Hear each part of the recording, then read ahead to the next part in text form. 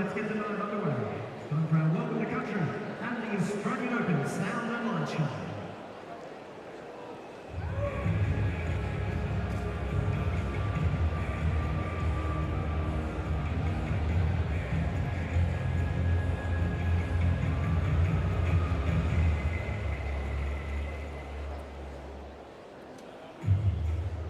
We, the Wurundjeri, are known as the Manigae. We are a part of the oldest living, continuing culture in the world. Each letter of our welcome word, Wurundjeri, brings an individual commitment to continuing ancient customs and the law of the land. We pay our respects and acknowledge all ancestors, elders and communities across this nation and neighbouring islands. Wurundjeri, Wurundjeri Balik, Yemen, Kundibik. Welcome to the traditional lands of the Wurundjeri people.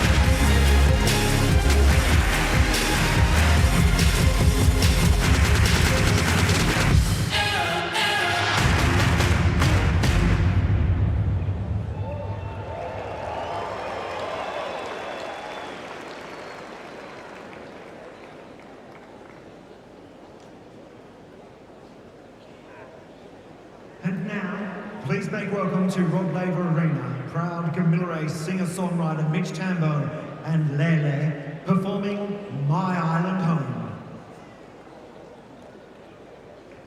Thank you very much for your group, Mitch Tambo, Lele, and those amazing dancers. Let's hear it for them once again.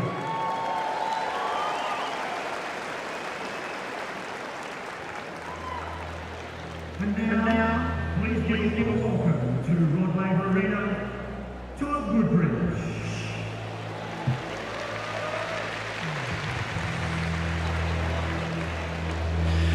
Good evening, everybody, and welcome. Well, tonight we pause to honour a man who laid the foundations for the golden age of Australian tennis and the success and joy it has brought so many of our lives. 75 summers ago, Frank Sedgman won his second Australian title. It was the year in which he became the world #1 and he claimed the Davis Cup with his great mate and doubles partner, Ken McGregor.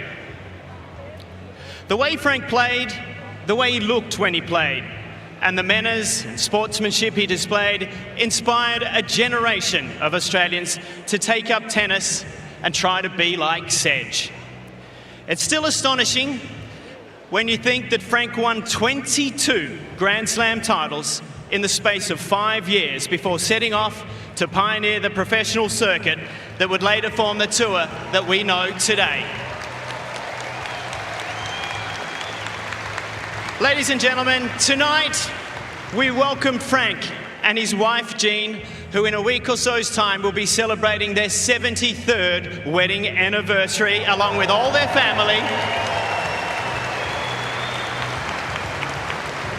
And on behalf of everybody that loves the sport of tennis, we say, thank you, Frank Sedgman.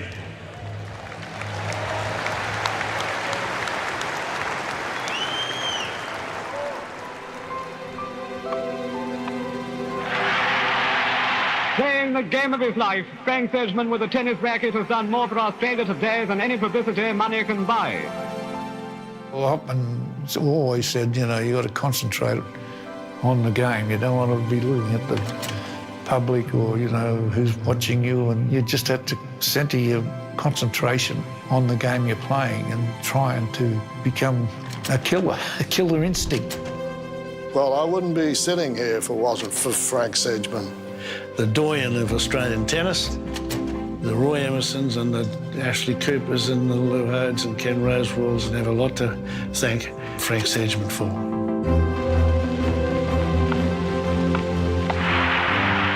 No one really expected a straight set victory in 78 minutes. McGregor and Sedgman, Wimbledon, French, United States and Australian champion.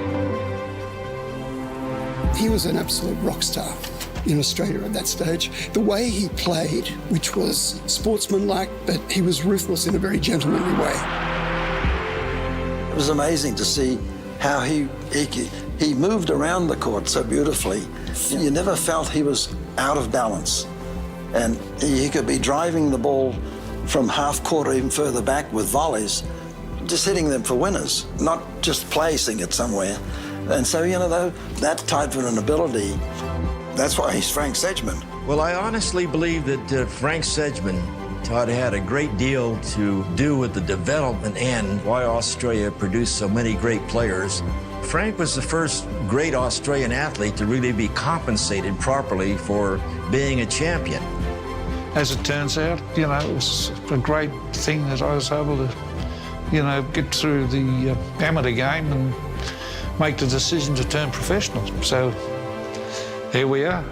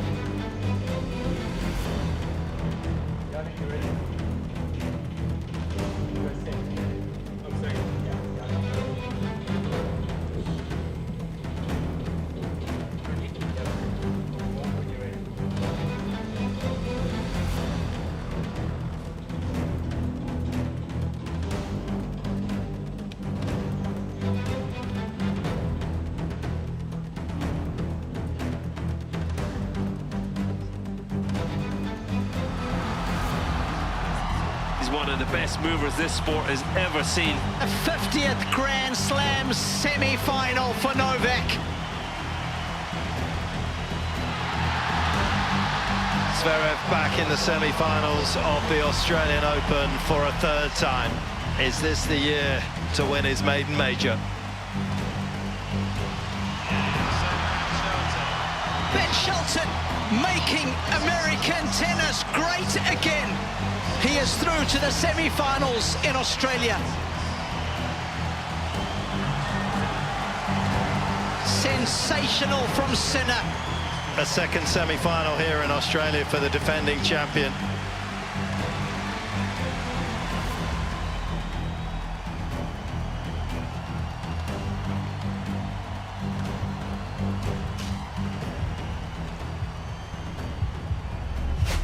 It's men's singles semi-final action. Please welcome to Rod Laver Arena from the United States of America, Ben Shelton.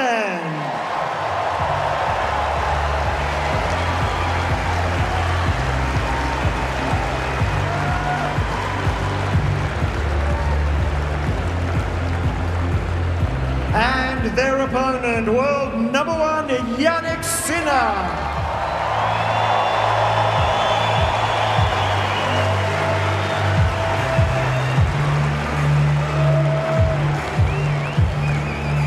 Good evening and welcome to the second of the men's semi-finals today. Of course, Sasha Zverev winning via retirement after the opening set against Novak Djokovic was really disappointing, but he is safely through to Sunday's showpiece final. And then there were three. The world #1 still very much in the mix. The world #2 waiting for the winner of this contest in the final. But this guy, Box Office Ben, is he going to be the party spoiler for a classic 1v2 matchup? Well, we'll have to wait and see. Because on a hard court, over the last 12 months or so, this guy has almost been unplayable. He is the defending champion. and he is playing lights out. He's had to battle extremely hard. He was unwell when he took to centre stage against Holger Rune. Oh, so close to perhaps going out there, but boy, did he dig deep. And he is still very much alive and kicking. But against Ben Shelton, he's up against a guy who's got some serious firepower. Hey Ben, this is Ethan. He's going to help out. All right, for the towels, mate, why don't you take the red one, and you take the blue one for the towels. Any questions about the VR, the video review? All good with video review? Everything all right? Okay. Ethan, we're going to make the coin toss, and let's see your coin. Jannik, AO or John Newcomb? AO, okay.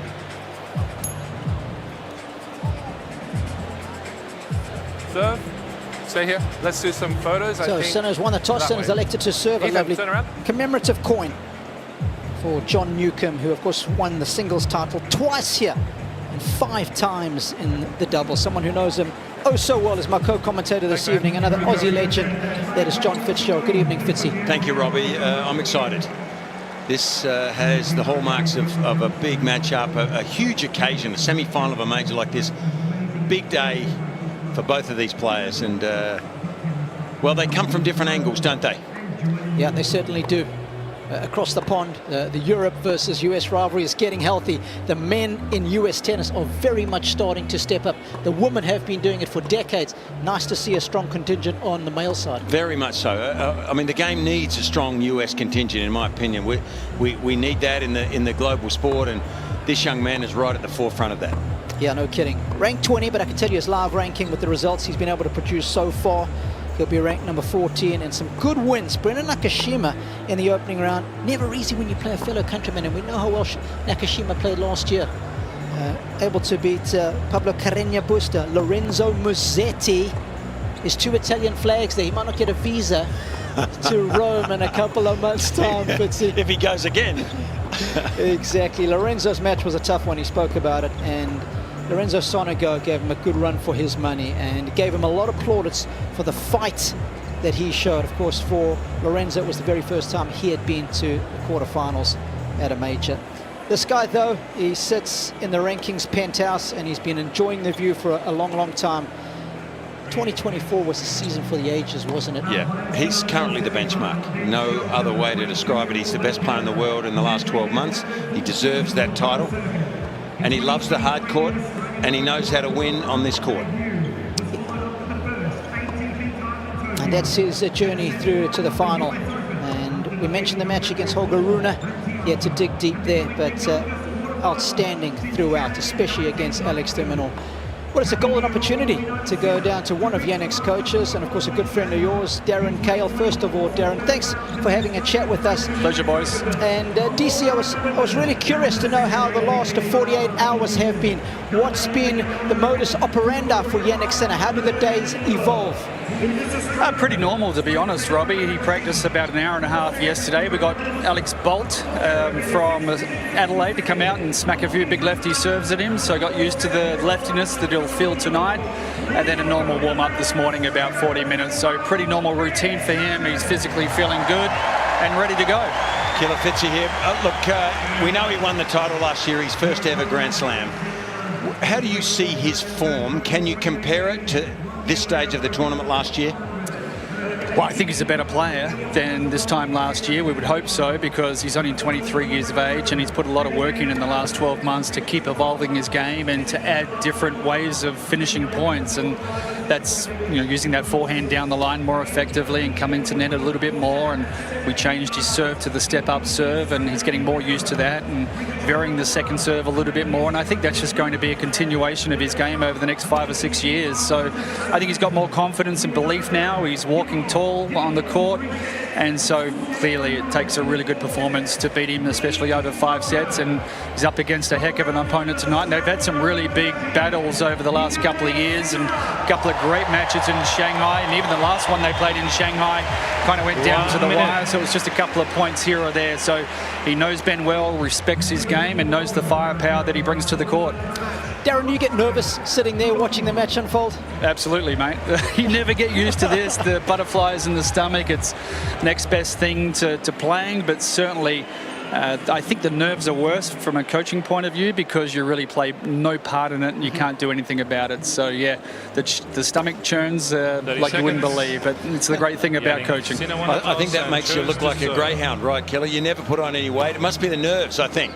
I'm a greyhound with the amount of grey hair I have, I know that. Can you mention or talk about what went through his mind or your mind? He probably barely knows what happened in the afternoon match. I'm sure he is aware of the result, but does that affect his thinking at all?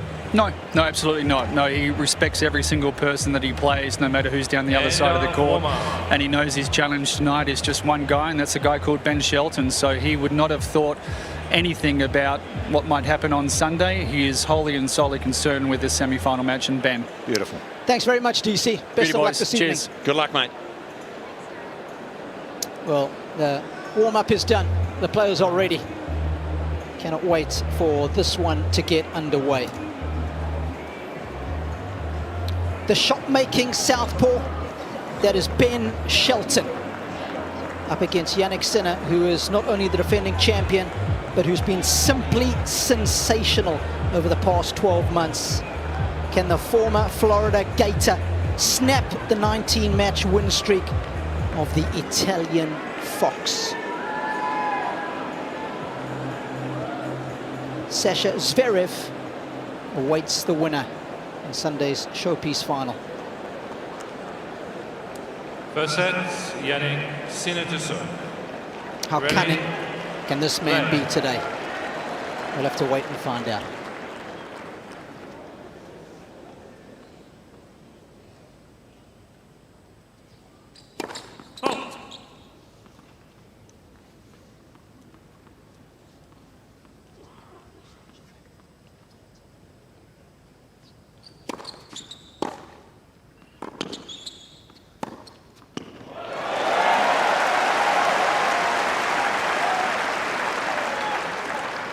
Love 15. I think the biggest question of the 2024 season was the return game of Ben Shelton. We know how great his serve is.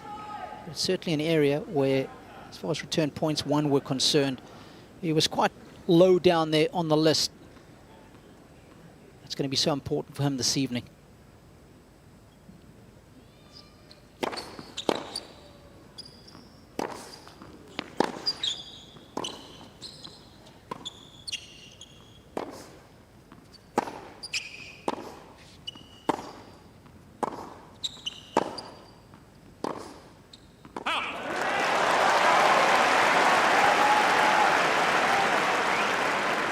Love 13.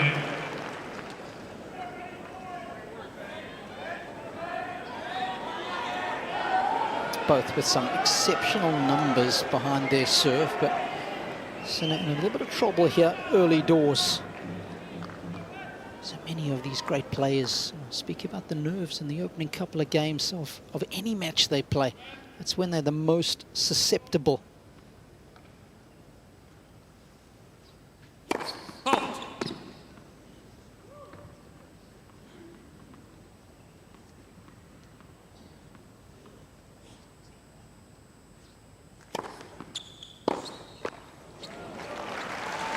What do you make of the Sinner serve?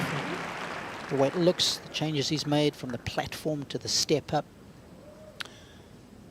Yeah, the step up I'm unsure of. I never had it myself, so I don't know how. Some players are not suited to it, others are, and a lot of coaches like it more. But there's been some great players that haven't stepped up like this. But the end result is that he gets into a great hitting motion. Yep. And it's consistent. It's accurate, it's big, and it's consistent. So I have no complaints with it at all.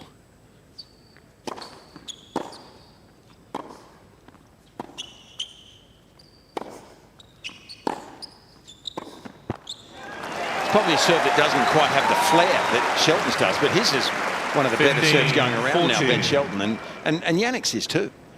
But the left-handed, the addition of the left-handed angle really makes Shelton's probably a bit more awkward.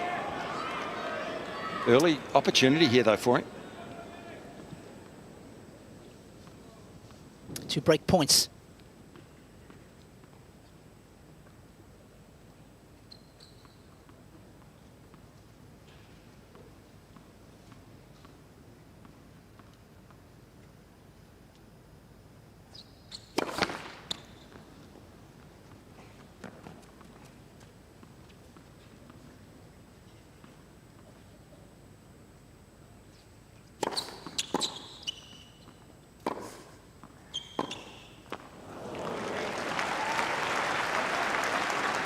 30-40.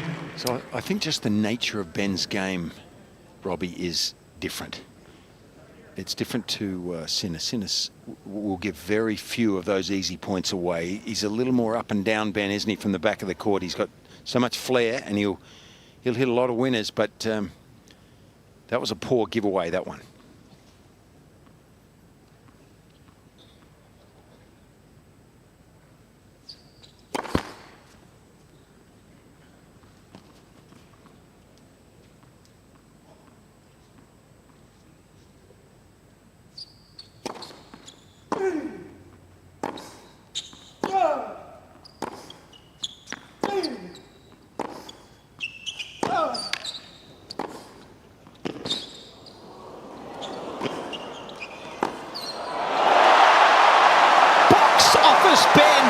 With the early break.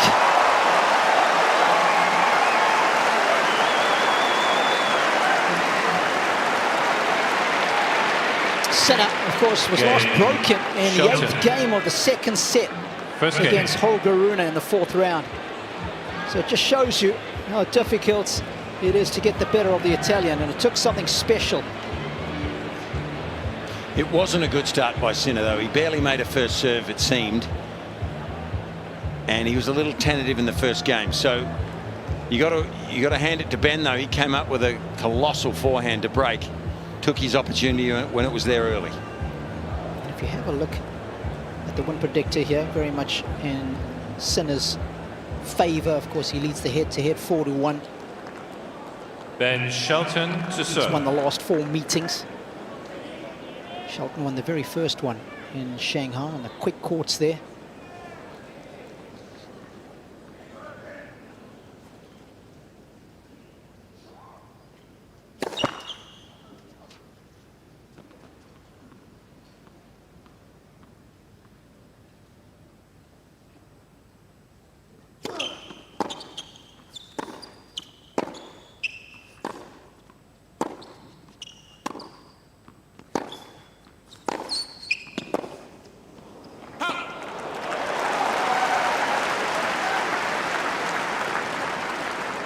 To 15 give you an idea of how well he's been playing the big points on return this week. A season average last year for break points converted was 37%. I can tell you in the tournament so far, it's up to 44%. That's a huge uptick when a percentage point here or there can make a big difference.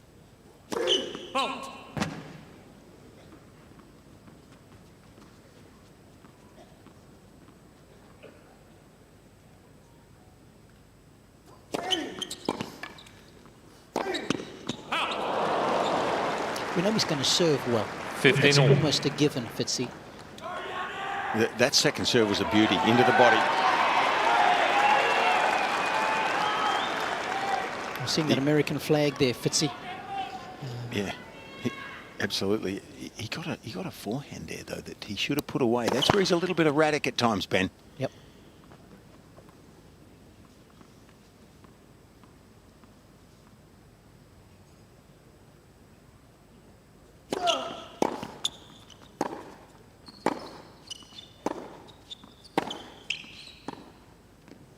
Well, speaking of Americans, delighted to have another great server. 15-30.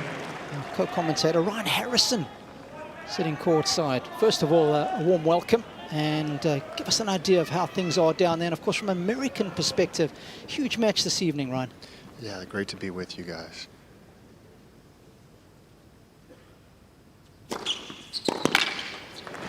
Yeah, listen, courtside, it is great serving conditions. That will help Ben Shelton. There's not too much wind. The slight breeze is downwind from where Shelton is serving right now. We've got the lights on. It's still a bit sunny, so it's not too dark overhead, but really good conditions so far.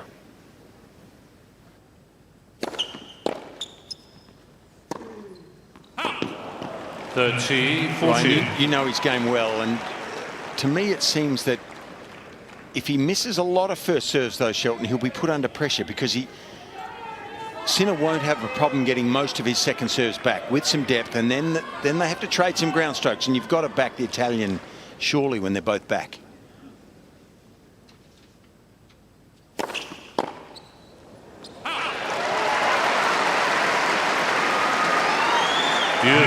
That's exactly right, Fitzy. If he's getting a lot of free points on serve, he's dangerous, and that's the whole game behind Ben Shelton. He wants to apply pressure on your game while how quickly and swiftly he holds serve.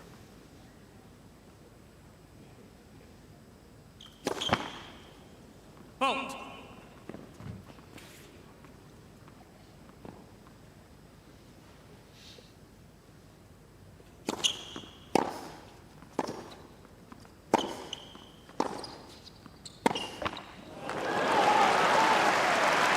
Advantage, Shelton.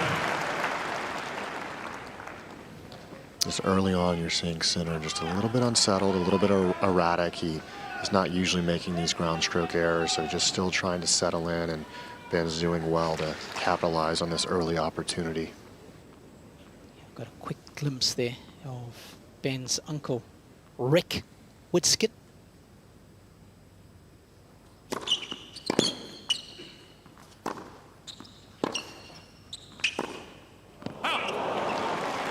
He's come from a tennis family. We know his dad was a fantastic player, Brian, but Lisa, of course, his mum, a Whitskin. So we remember Todd, who so sadly passed away, and he carries his uncle's name as his middle name, which I think is awesome.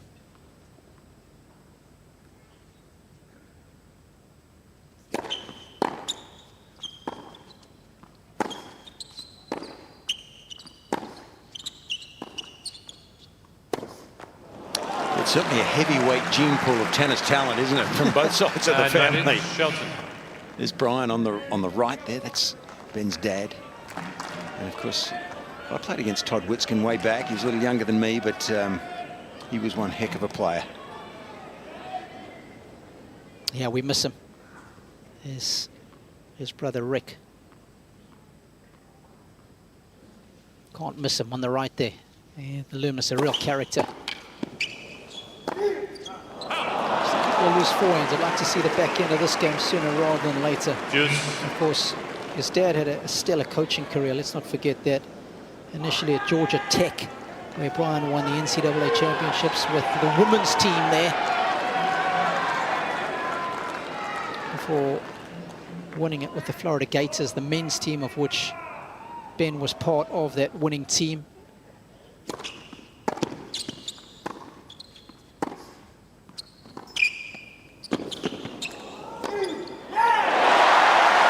I think the left-handed angles so far in this match have thrown Sinner. Advantage. He's gone to the forehand and given Ben Shelton a running forehand on a couple of occasions, and it's been a mistake.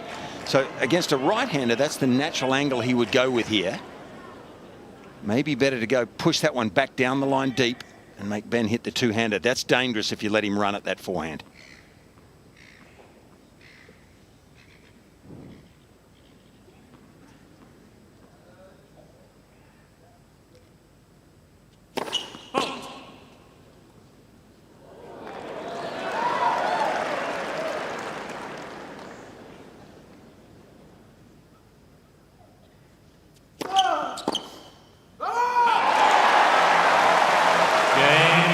Shelton. I think that reaction tells us a lot.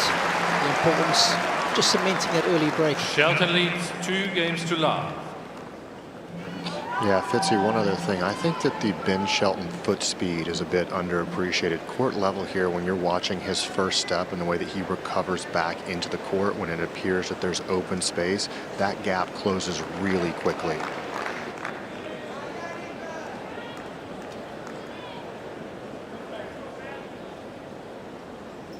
He's certainly a good athlete, isn't he? I mean, it's obvious. Big, tall young man and quick as well.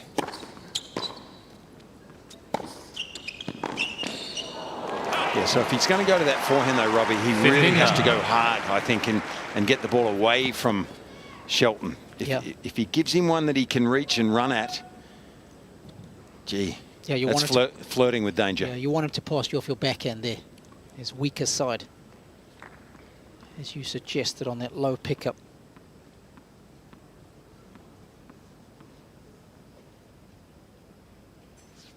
Big difference when he gets that first serve into play. He really gave Shelton an opportunity in the opening game and probably a little nervy opening game where he allowed him to get involved in the rallies a bit too much.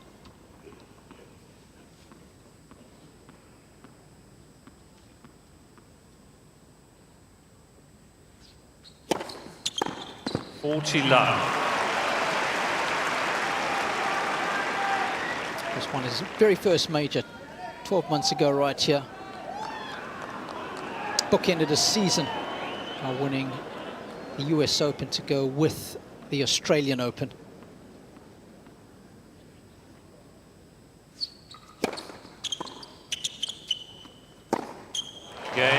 Sinner. That's a much better hold. Sinner's on the board, but he's down a break Shelton early. leads It's 2-1 to the American.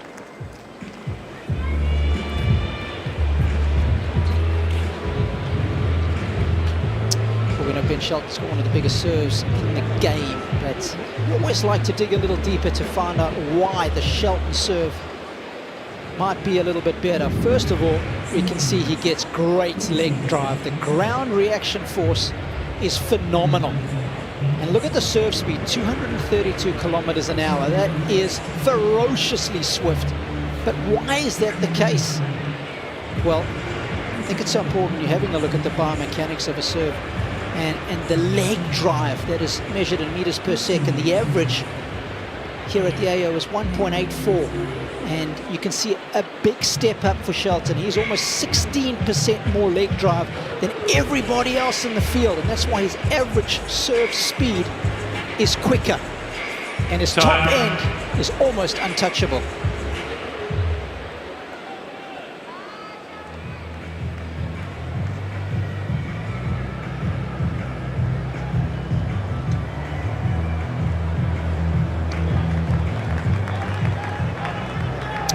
Broken once today, and if you have a look back at how well Sinner has been serving, he has only been broken a maximum of one time in every match that he's played. That's how effective he has been behind his serve, and he's going to have to protect it going forward now.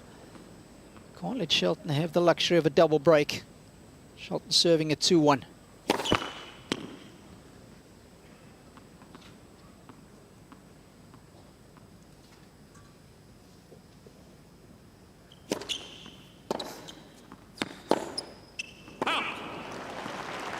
Love 15. It's a little bit of an enigma, isn't he, his forehand? Because if you let him run at it, it scares you because he can hit a winner from anywhere. But then he throws in some mishits, a lot of free points from that wing. 15 all. But it's because his serve is so good, Robbie, and he's hard to break. The forehand becomes more. I think it becomes more dangerous and more scary. Because if you lose your serve at any stage, it's hard to break back. That's where Sinner finds himself. And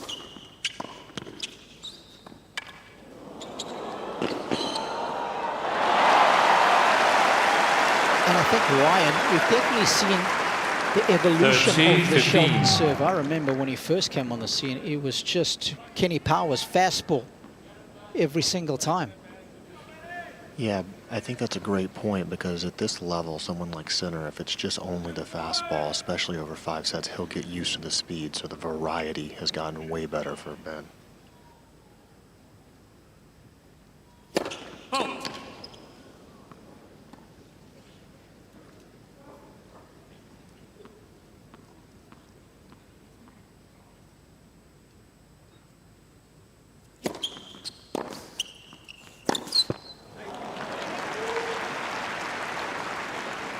And the thing that's most impressive when he uses the variety is even when the speed goes down, he keeps the acceleration through the ball very quickly, and so that ball jumps off the court in whatever direction he's spinning it.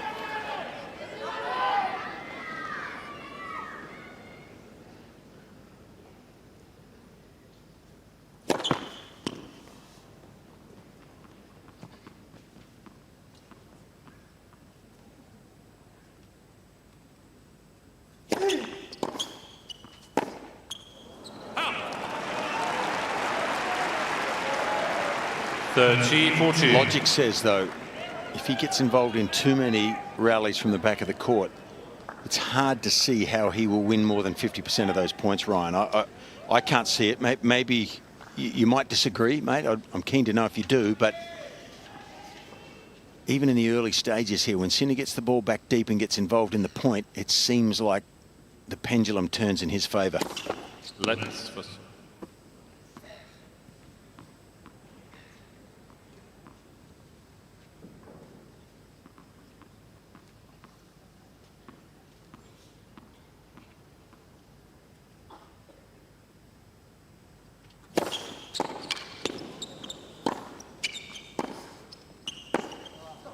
Gee, that serve would not have come back from so many of the players on court. What a return that was.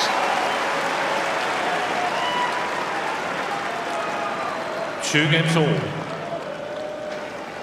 Yeah, Fitzy, what a return there from Sinner. And that's the challenge of playing someone like Sinner, where it doesn't come back against 99% of the tour. But with Sinner, you have to hit that one extra ball. And I think you hit the nail on the head there with Shelton not wanting to get into too many extended rallies. Early on, you see him going to the slice backhand after the first or second one. I think he wants to keep that spin variety to try and prevent the rallies being extended.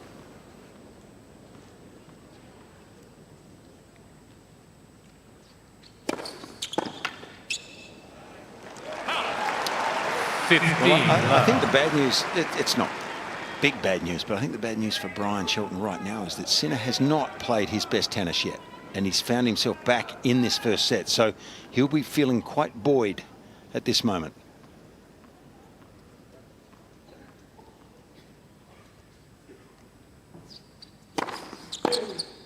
For Ben, Brian would like to be playing. Did I say Brian? Apologies. It's all right. Well, I know Brian. I know. So well. It's difficult. Me too. You know, I've played against him, admired his game. I feel you. I offered to pay a lot of money for his serve. Oh, you're not the only one.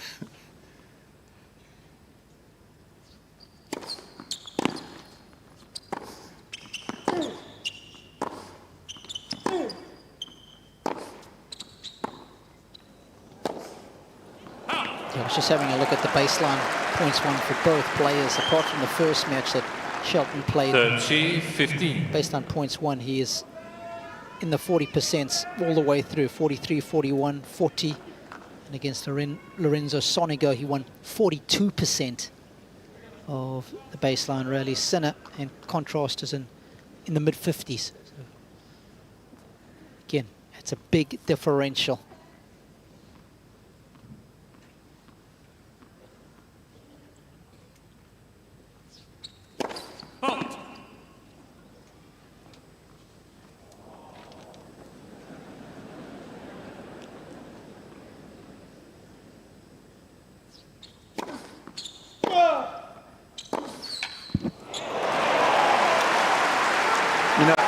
If I hadn't have just looked at the stats, 40-15. I would not have guessed that Sinner's already got 62% of his first serves in. To me, it feels like it's about 40.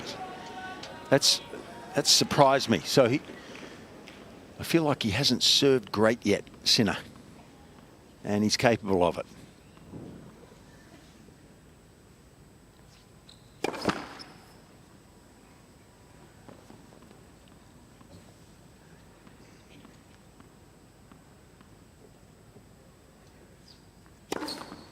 Second serve.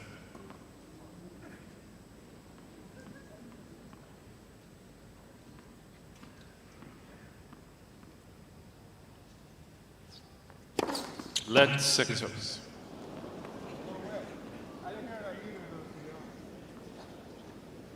There's no let machines. So the chair umpire has to call the lets, as John did there.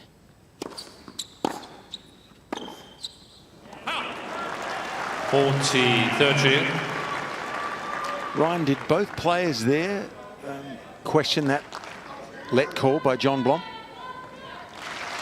They both had a little bit of a eye raise, look up and see if it was definitely a let, and they both conceded that it was. Okay. A little unusual that they're not using the net devices this year. Yeah. I think it was last year as well, Ryan, at the majors only.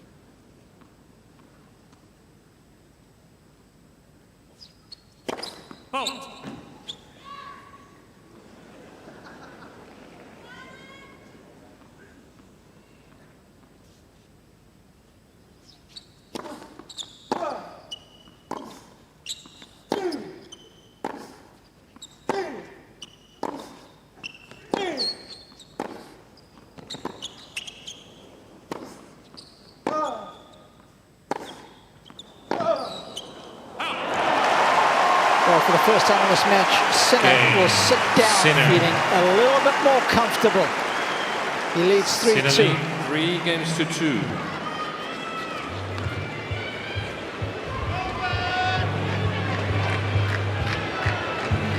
I didn't read, gentlemen, that the company that makes the machines that detect the lead has actually gone bankrupt, and they're not producing them anymore. And I read that reports, and in fact it came from I think it was Lindsay Davenport was suggesting that for one of the American broadcasters. It's an unusual one. Yeah, that's good information, because I was just going to ask if that was due to some misfiring of the net devices, or if there was another manufacturing reason for that, because I think we all can agree that those net devices were welcome in some of the situations where it's hard to tell one way or the other.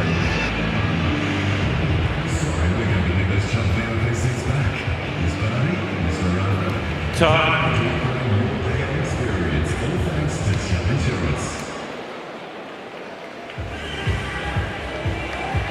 Melbourne and all her magnificence as we start to enjoy finals weekend here. The women's finalist set is already an American in there. Madison Keys flying the flag high for the USA. Ben Shelton would love to join her. And the men's Sunday showpiece final. But he's got to navigate this guy, someone who has been there and done it. 2 majors played in 2024 in the finals. 2 he converted.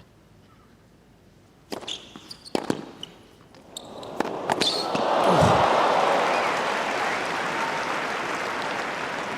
15-all.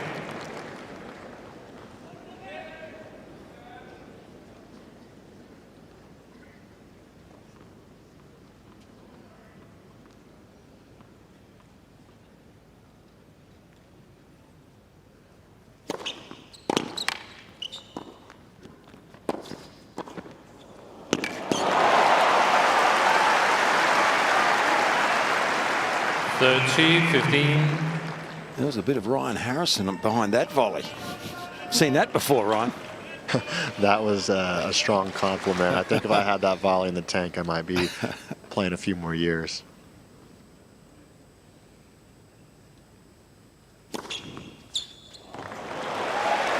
Yeah, he's certainly going to have some quick games on this serve, isn't he? It's just a natural phenomenon, really. Well, not a phenomenon, actually. It's just a natural way of being. When you have a serve this good, there'll be some quick games.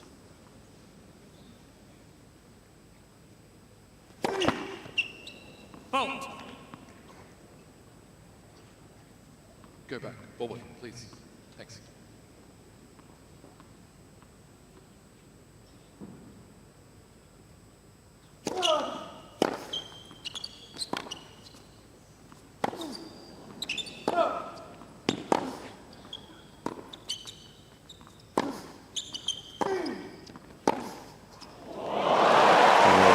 Starting to open his shoulders a bit, isn't he?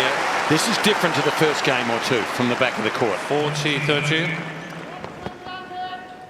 He manhandled that second serve with his forehand too, by the way. So to me, it's not an easy ball to return so easily with that left-handed kick coming at you, but Sinner seemed to be having no trouble at all with the second one.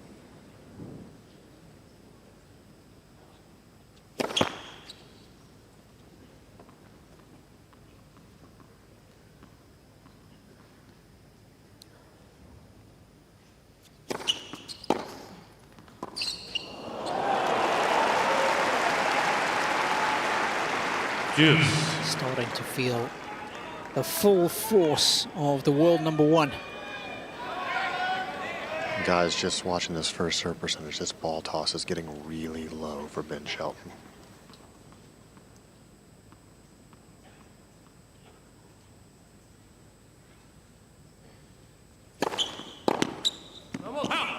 Is that a natural occurrence for him, Ryan? I mean, if he gets a bit tight, does the ball toss get lower normally? Yeah, I think the tendency for big servers is when you want to try and get that free point, you want to hit the ball as quickly as you can, and you don't let it get all the way up.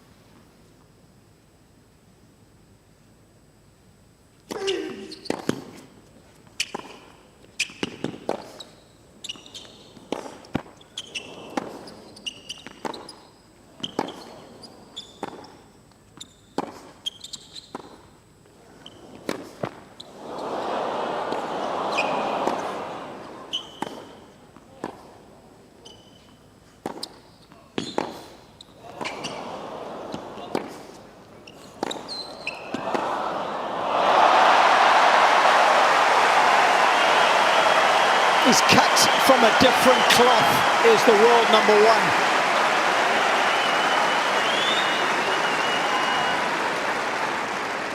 Defended well initially, and right there changes the whole dynamic of the rally with one rip of the forehand. To me, Robbie, he's starting to get used to playing the left-hander. You know, right-handers don't play left-handers anywhere near as much as left-handers play right-handers in this sport of ours. And the angle can confuse you for a while, but it looks like he's starting to feel a bit more comfortable, Sinner, from the back of the court.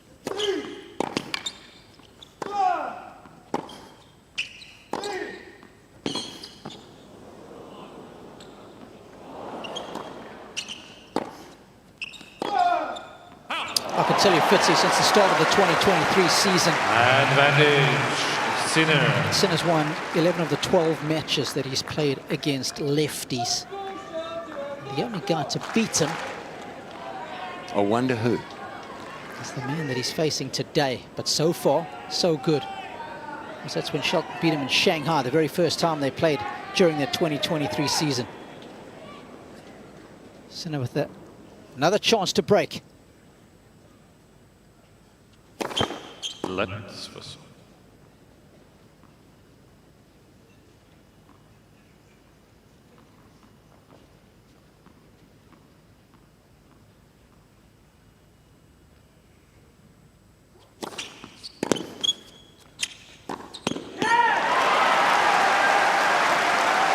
It's a magnificent first delivery, isn't it?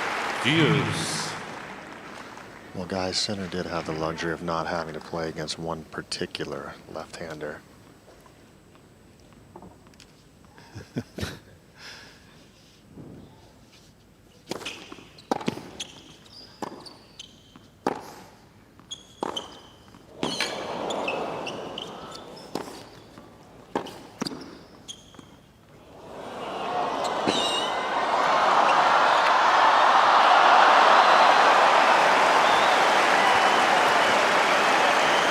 Sinner's got plenty of field as well.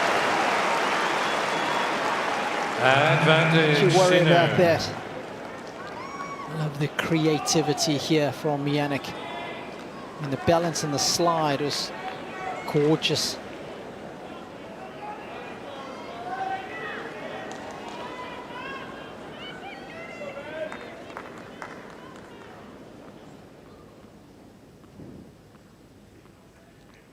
The chance for Sinner.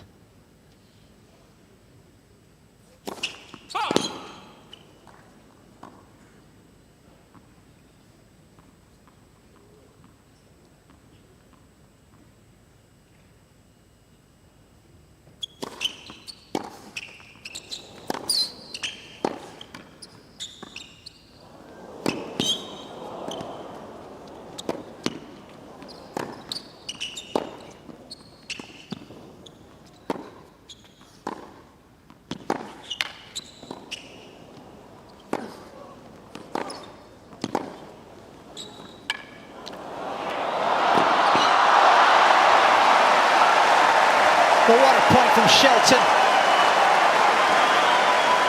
Using the full dimensions of the tennis court. Well, I've got to admit, I thought Sinner played almost a perfect point. I thought he was going to win this halfway through. And this was flirting very close. Outside edge, maybe, of that line. He gets away with it, Shelton. But what a point from both players. It's not often you can bring the world #1 to his knees, but Shelton certainly did that.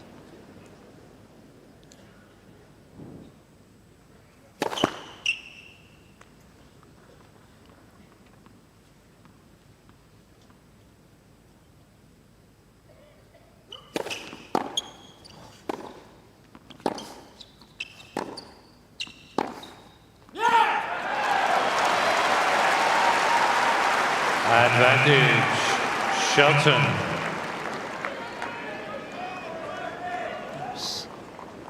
An annoyed look of Sinner to the far end of the court.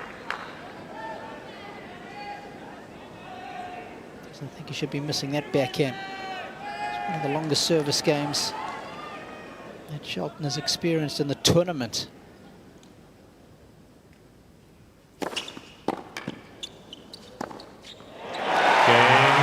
Shelton. That's a hard hat hold. Dad's happy. 3 games all. Speaking of Americans, talking about defying the odds today, Sinner is on a 17-match win streak against players from the USA. So not only is he enjoying playing against lefties, but Americans as well.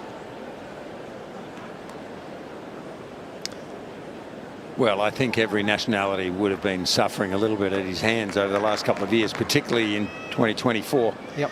Ben Shelton's having to work hard, though. He's had 3 service games. They've all been difficult. Holding up well.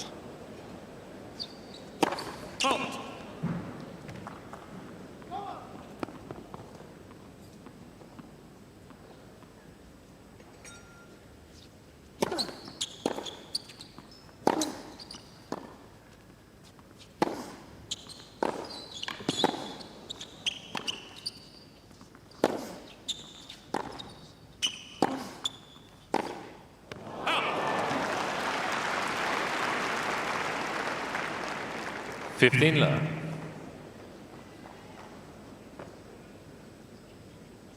Of course, Jannik Sinner, before the match against Holger Rune in the 4th round, woke up feeling very unwell. Bit of stomach problems, and the match against the Dane was a battle royale. Warm conditions, he was struggling big time.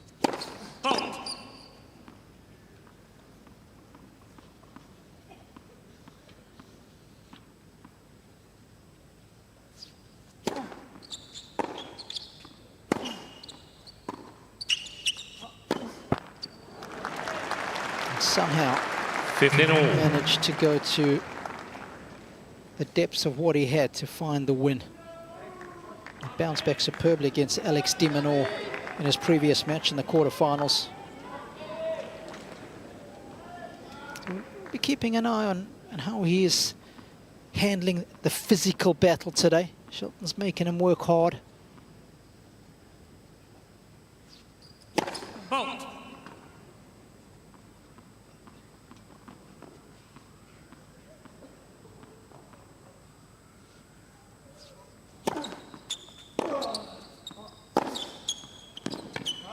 I think this is a prime example of matchups in tennis. You know, if you compare Alex de Minaur to Ben Shelton here, for Jannik Sinner, they are totally different propositions. De Minaur plays from the back of the court a lot, and Sinner really had Alex covered, as he does most players, as he's a right-hander, and he hits the ball in his slot a little bit. But Shelton is a completely different proposition. The lefty, the big serve, the flashy forehand. Creates different problems for him.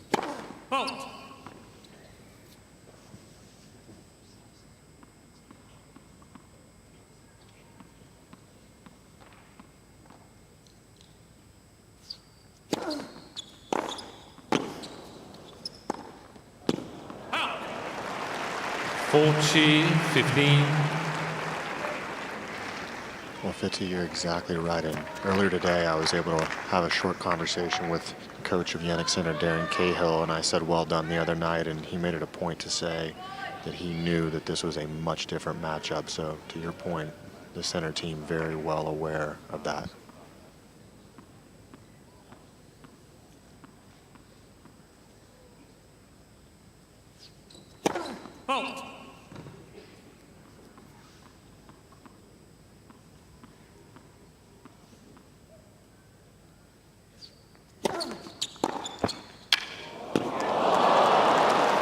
Yeah, no matter what way you look at it, Ryan, you know, Ben Shelton's going to win a lot of matches in his career. Not just because he's an extremely good player, but because of what he brings to the table in terms of being so different.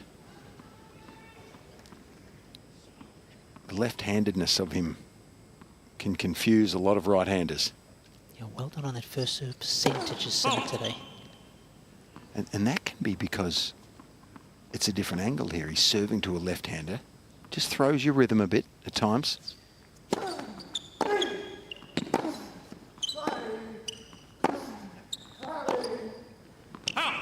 Cain, Sinner. At the very best, they find a way, even if he's not on top of his serving game just yet. Sinner leads 4 games to 3.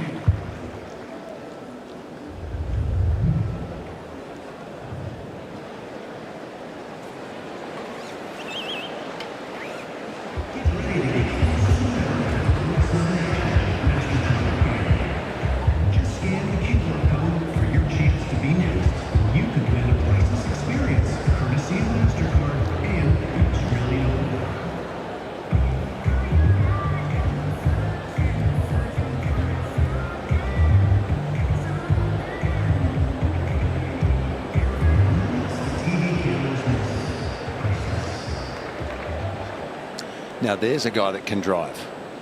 Robbie. I think that is Oscar Piastri. He is. He's from Brighton in Melbourne. One of the best drivers in the world right now. The youngster. Managed by Mark Webber, by the way. Sporting royalty in the house. Yeah. Time. Australia's F1 driver at this moment. There's been a couple of them of late. Oscar Piastri. He's got a pretty good seat. He must know some people, Fitzy.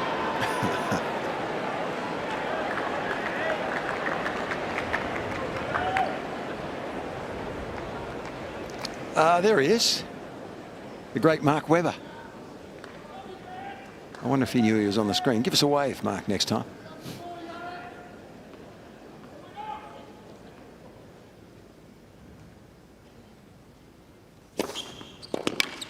$15 love.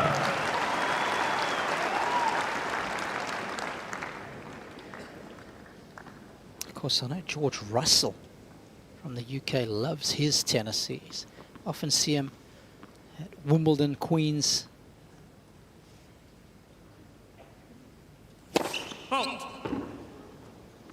Do you think they'd be impressed by tennis players' reactions, their reflexes, Yeah, or would they just think, "Oh, that's nothing"?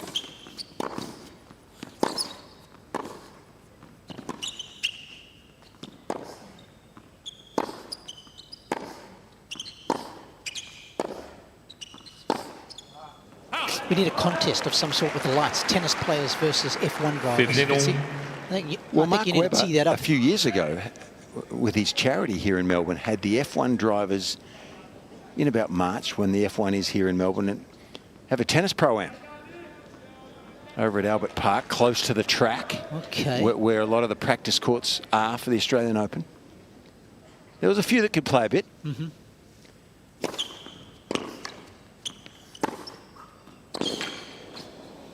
There was a couple that should stick to driving. Okay. What about Danny Ricciardo? I was a big fan of his. Of course. Seems a real character. Well, Fitzy, a lot safer for the F1 drivers to play tennis than tennis drivers to go drive F1. Yeah, I think I'd trust them more with a racket in their hand, Ryan.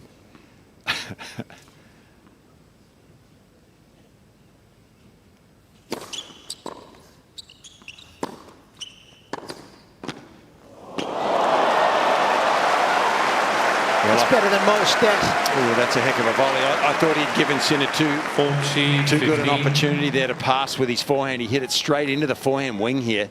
I thought he'd be in trouble at the net, but he reads it well and executes it beautifully.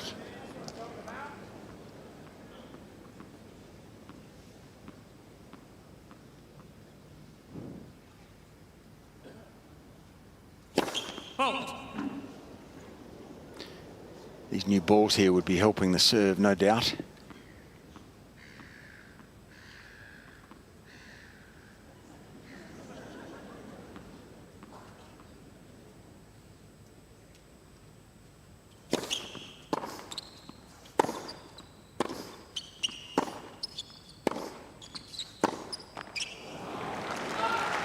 He's being made to work extremely hard behind his serve, and of course Ryan alluded to the start of the match. It was going to be important for Ben to try and hold comfortably, build the pressure on Jannik.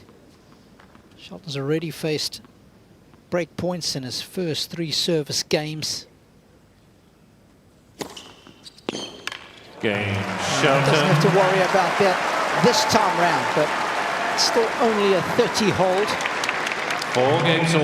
And I think that wide one to the second court for the left-hander there is helped by the new balls. That it accentuates the swing to a degree, and that was a perfect finish to the game.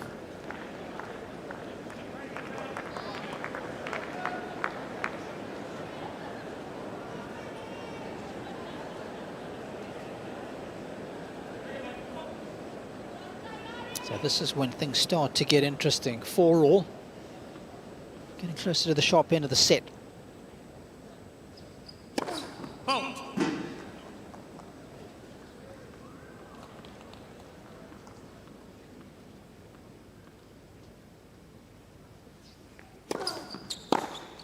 Hold.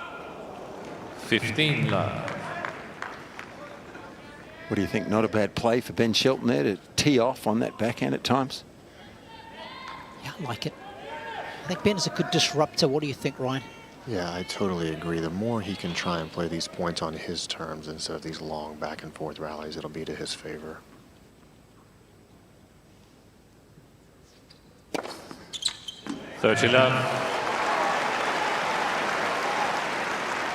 Leads service games 1 in the tournament. Sinner, such an improved shot, came into this encounter, winning 96% of those. Service got pacier, it's got more accurate. Well, 2 great serves here from Sinner, but I've got to say his first serve percentage has taken a dive. It's down to around 40%. It's not enough. Yep. So he's needed a couple of good ones that he's produced in this game. You can see when he gets that first serve in, he wins 80% of the points.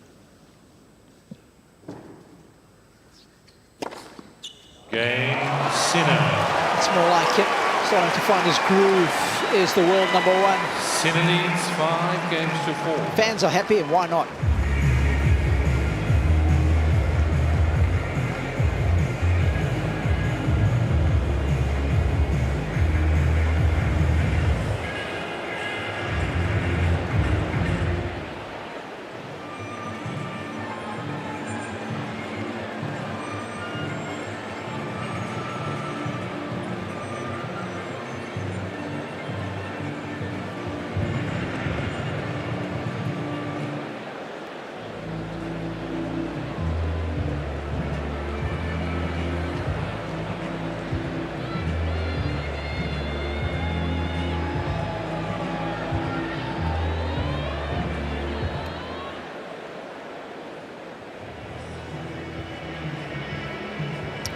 Much to cheer for both of these tennis nations.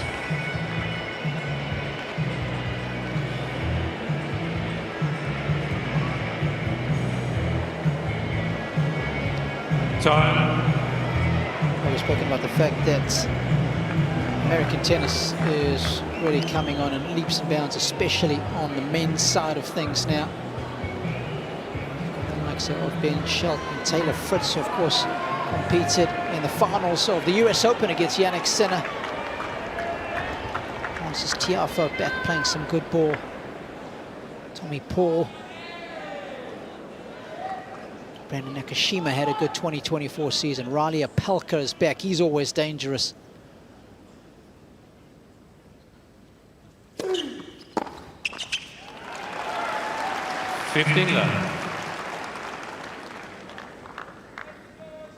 Similarly, Italian tennis very much on the up and up. Jasmine Paolini lighting things up on the women's side last year. Was this guy flying the Il Tricolore for his nation beautifully. Halt.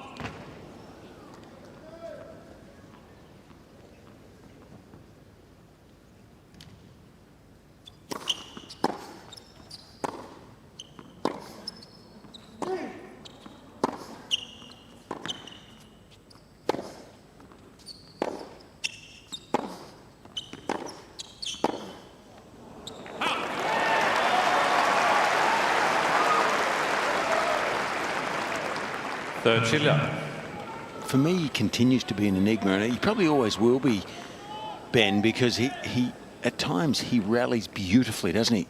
Doesn't look like missing the ball, and then all of a sudden he'll throw in 3 or 4 wild forehands that miss by a long way.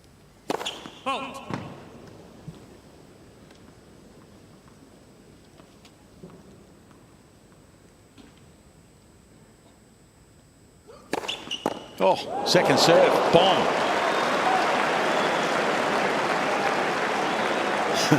That had some heat on it. Bit of pyrotechnic tennis there.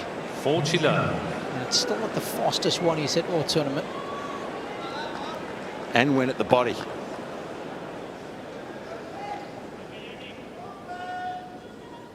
What a delivery. Chin music.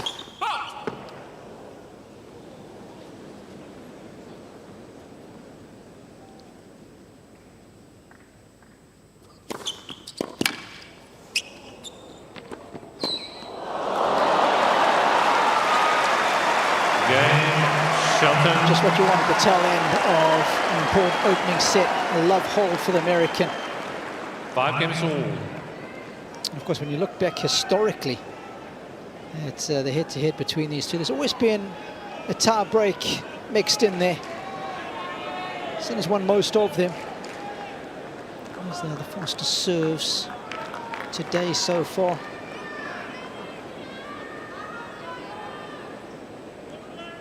Both these guys can crank it.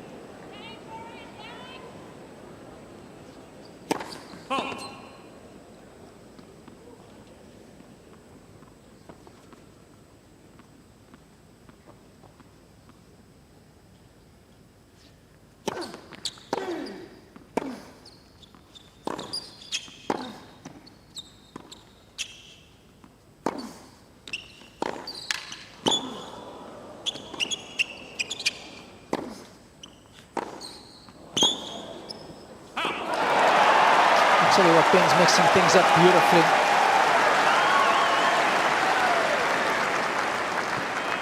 Love 15.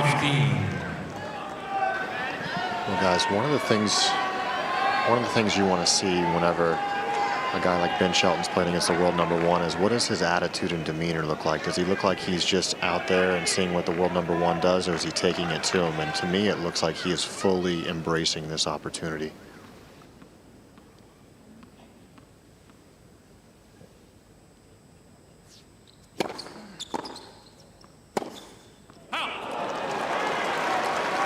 Love 13.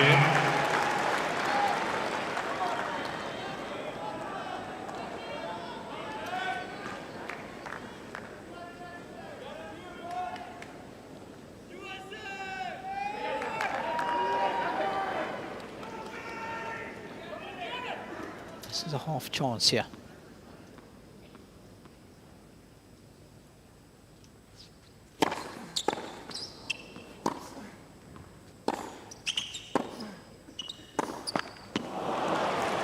That's what you're talking about right there, Fitzy.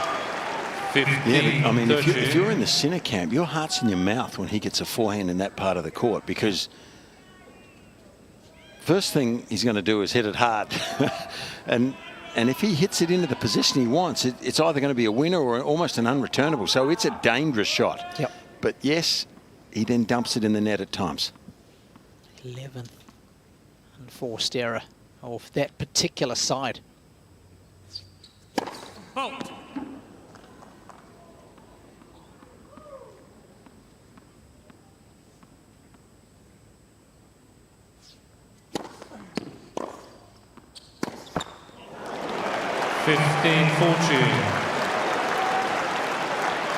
Not sure Shelton was meant to hit the ball that high. I think it had a bit of hack spin on it from the miss hit, but it's worked out well. Broke Jannik in his opening service game of this match. What a time if he could break now. He's got 2 chances.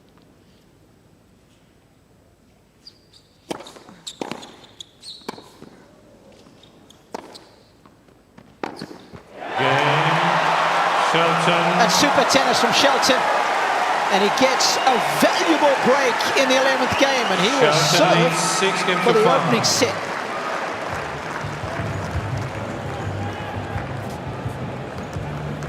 simplicity of that point, Fitzy, after making the return. No fancy approach, not trying to go for the outright winner there. No, but he had Sinner so deep in the court, didn't he? I mean, he played a great game there in a typical Ben Shelton type game where he's dangerous. He made an error at 15:40, didn't he? Or earlier in the game. But then the love 30-point, he hit the point. But this is dangerous because look how deep Sinner is. Yep. But my point is he hasn't gone for a winner there. He knows just with the hook cross court, he's looking for a two-shot combination. I like that. He's patient, trusting his net game. And this is a mentality that occurs because you're playing against a player with such a dangerous serve. You know, you can't make any or too many errors on your own serve or you get into trouble. Time.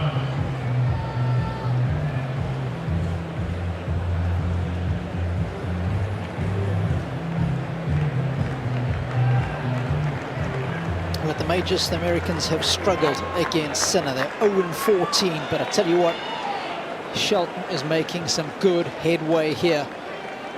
He's broken Sinner for the second time now. And would love to close out the opening set with a couple of meaningful first serves.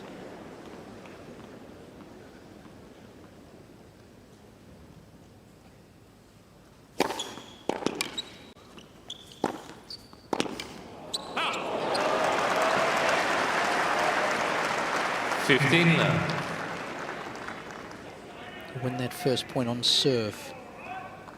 The chances of holding go to about 89%. And if you've got a serve as good as Shelton's, 89 is the average, you're looking at about 91% for someone who's as good as Ben.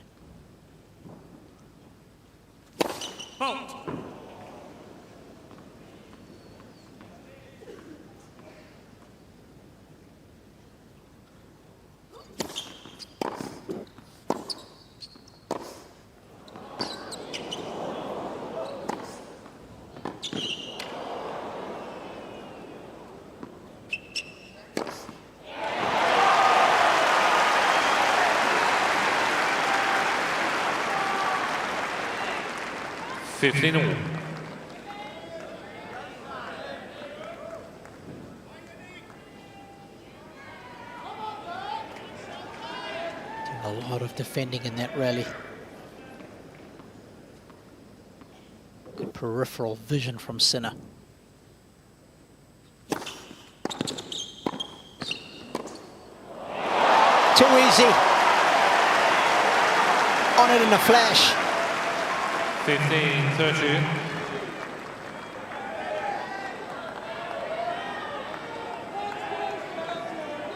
So difficult to defend against a down-the-line passing shot. It's the most direct way past an opponent.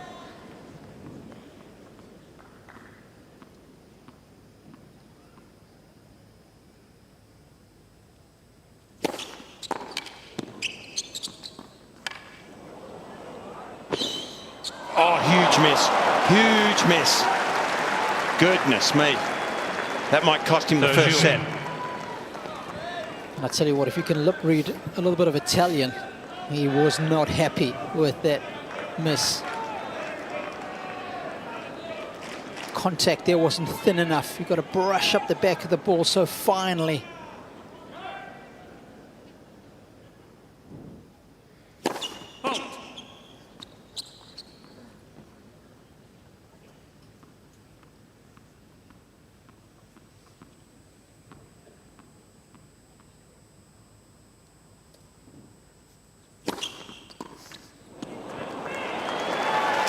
Well, Sinner's got to be ready for that. It's been a good play a couple of times. Shelton's hit the second serve. One flat like a first serve, and then that one straight at the body.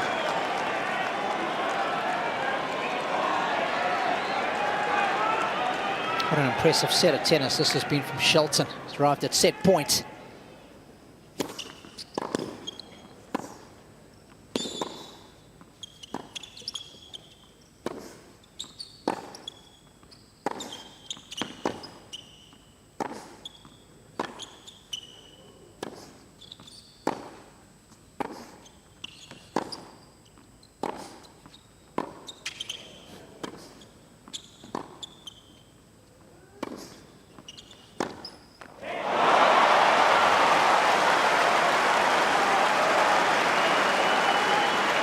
Well, Sinner's given him the full run around in that rally. That'll test the lungs.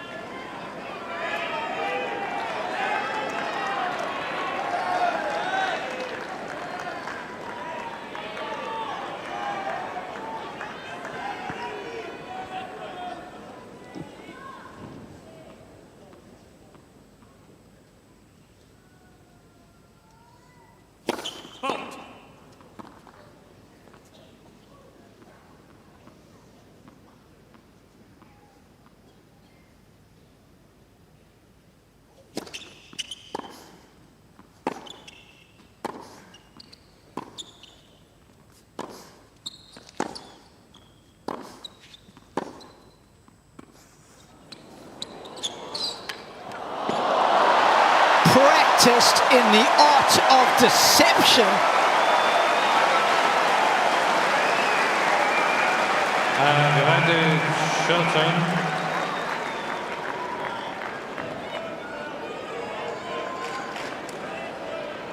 Got what he wanted there. Absolute beauty.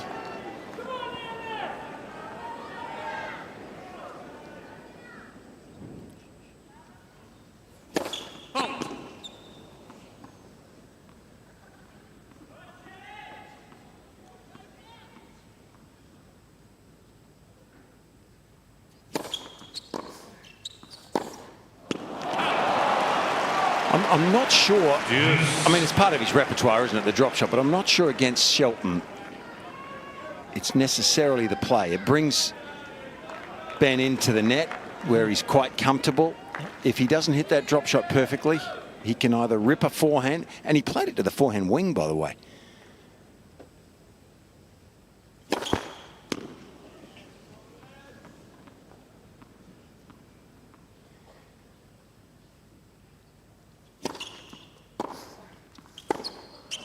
Still hard to hold serve against, though, isn't he? Advantage, Sinner.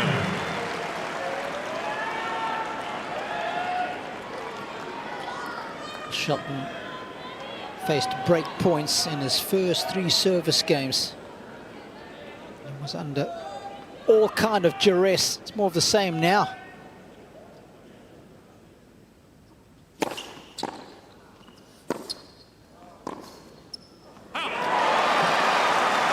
What a bonus. Yes. What a miss. You know, I can't help thinking, and sometimes it's just psychological, but against a left-hander, you tend to struggle with the angles a little bit, and I think that causes some inconsistency. We've seen Sinner in this first set miss balls that he rarely misses. I just wonder if that's the matchup.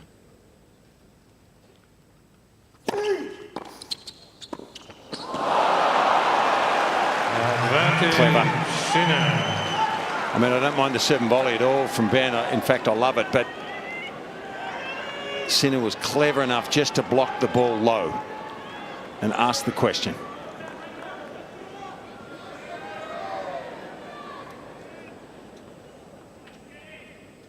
Another break point.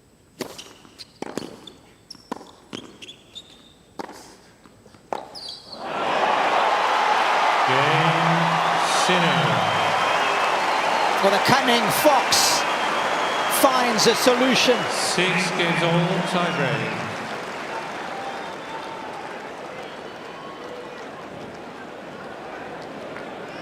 Fighting off 2 set points on the Shelton serve.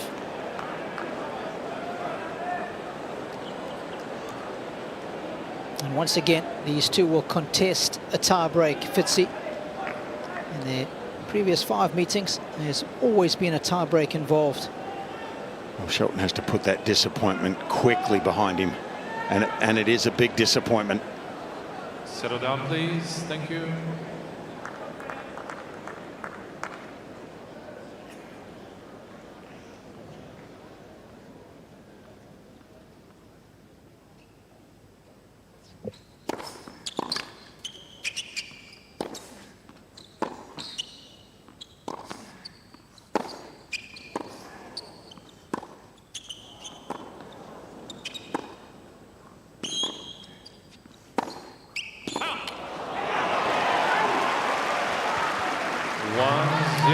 Forehand might be his undoing.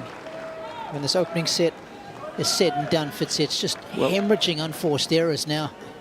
Yeah, but you live and die by the sword, don't you? I mean, it's his dangerous weapon too in the middle of these rallies. But if it deserts him for just a few minutes, it can cause havoc. Both players with good success this year at the AO.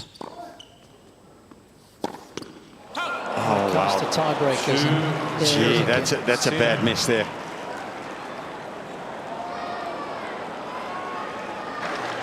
Guys, it's really interesting. These forehands that he's missing are the ones that he has a lot of time on. The one where he has to run and react and just hit an amazing passing shot, he's fine. 16 of those bad boys now.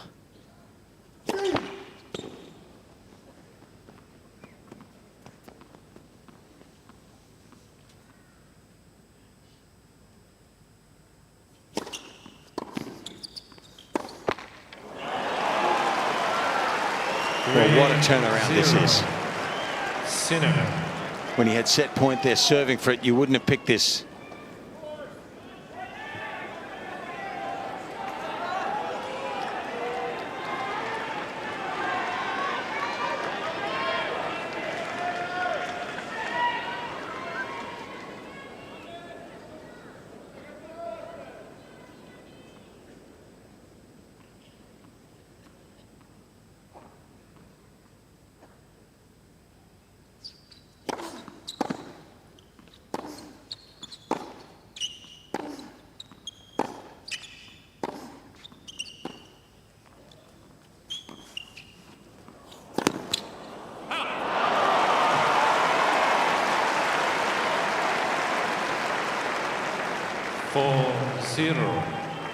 Sinner. He's won the last 6 points in a row now, has Sinner. Momentum firmly with the world number one.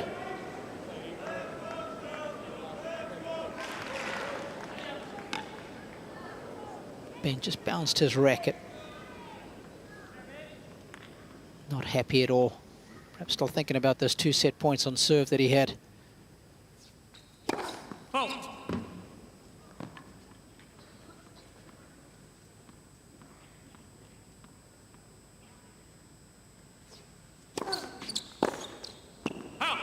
Well, he's gone to pieces here, really. I mean, he's played so well with such variety, such danger he's caused his opponent, and all of a sudden, the form has just slumped.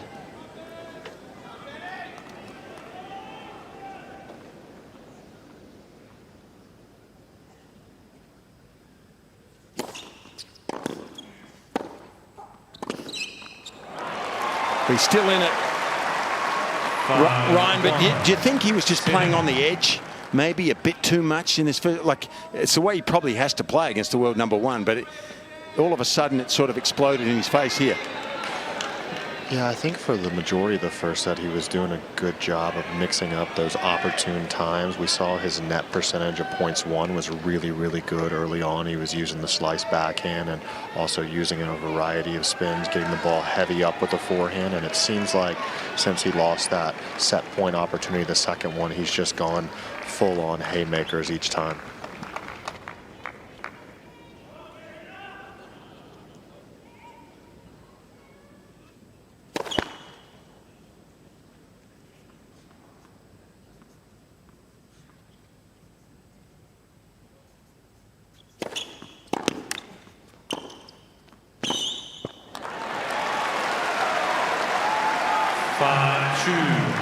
Sinner.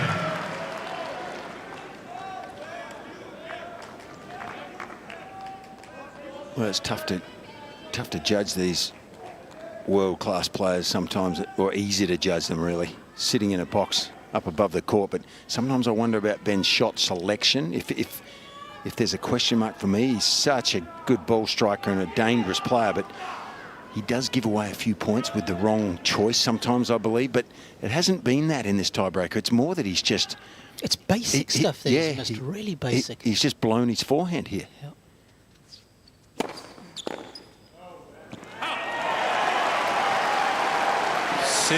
Imagine when he puts it all together. Sinner.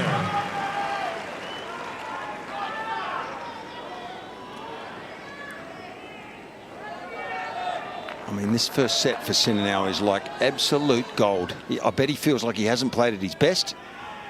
And he has stolen this first set if he closes it out.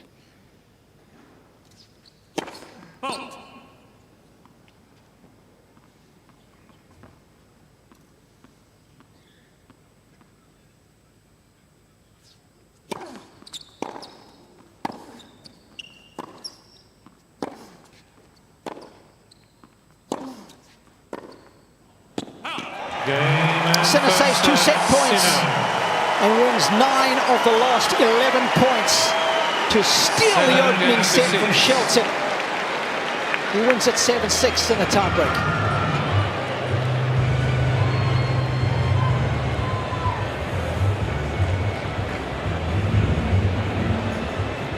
Of course, that's now 5 of 6 tiebreakers won against Shelton for Sinner.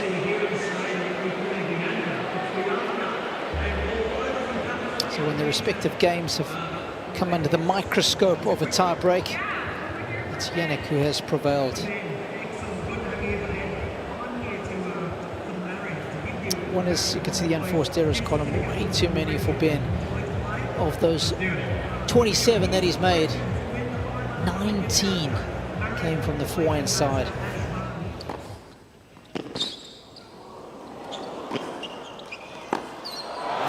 The first breaker serve in the opening game of Sinner's serve.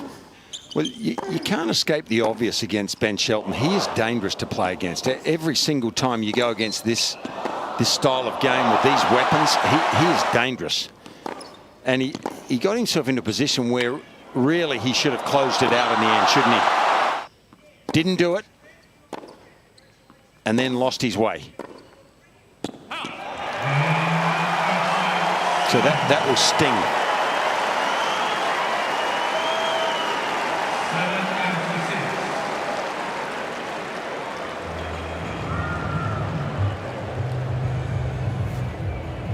Time.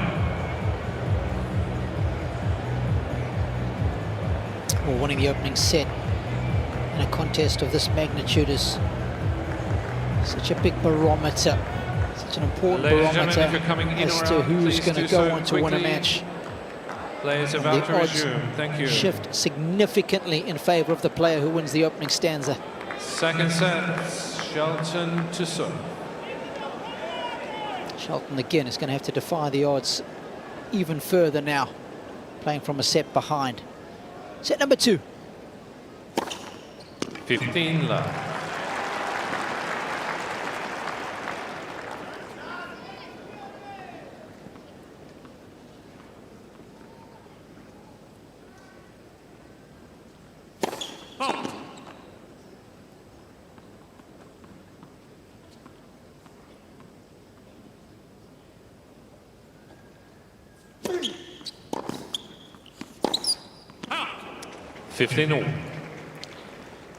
Sort of strange for me watching Ben here. And he was pushing the envelope a little bit with some of his forehands in the first set, but they look so safe compared to the last 10 minutes. He just doesn't look safe anymore.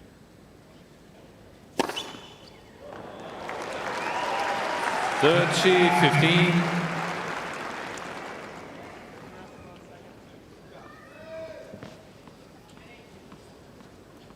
Maybe subconsciously he was pushing the envelope a little bit, you know, redlining. That's a better one. Didn't overplay that. 40-15. Didn't take too much risk to achieve that reward. And there's his dad ironically laughing, I would think, or smiling, thinking, where was that the last 10 minutes? Ben was doing the same.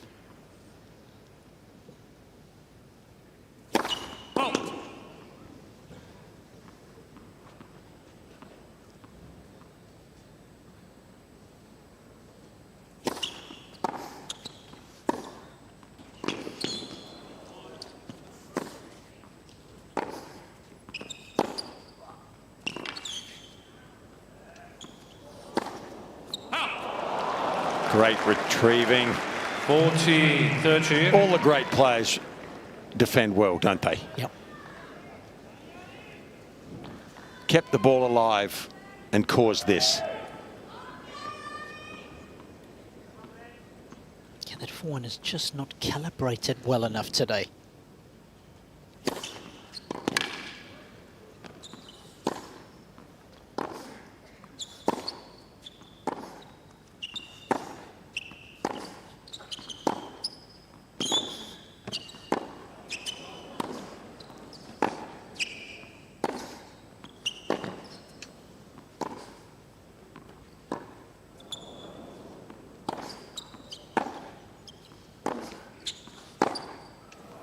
Well, Sinner showing us why he's number one. Scrambling that serve back deep. And he knows that if he gets into the rally, he's favourite.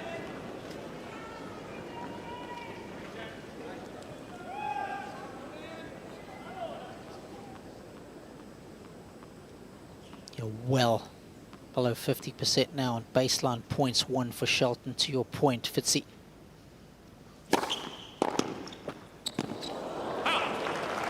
Advantage, Shelton. 20 out of 58 for the American. That's a lowly 34% of the baseline points won.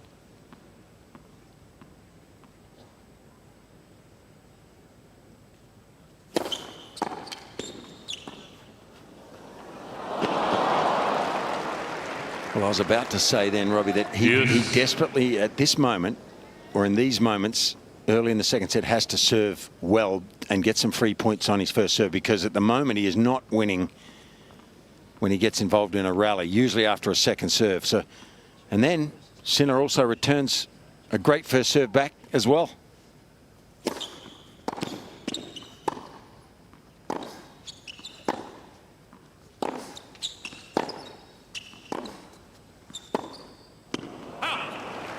Advantage. So impressive defending, Sinner.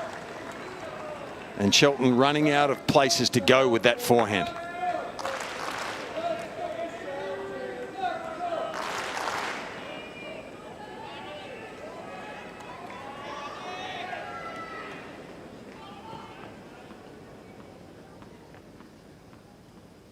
Break point.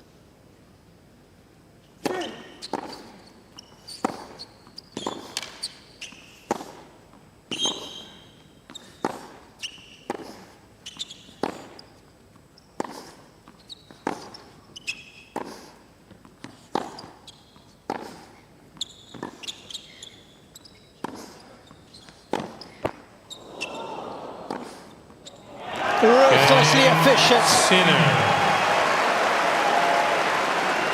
Neutralizing the Shelton serve and then sending the American from coast to coast at will. Well, Robbie, I feel blessed sometimes to sit in this box and comment on a game that I love, but it's hard to comprehend for us mere mortals how good Sinner can be. That game was such a high level, under pressure, just creating unbelievable pressure back on Ben Shelton here and maintaining that level. Wow, that was good. He's just so good, as Ron was suggesting, just putting meaningful returns back in play. And you can see for the Yayo, Shelton's first serve's unreturned. 39%. Today it's down to 28. That's a 11% dip off against Sinner. That's how good Jannik has been at getting the serve back in play.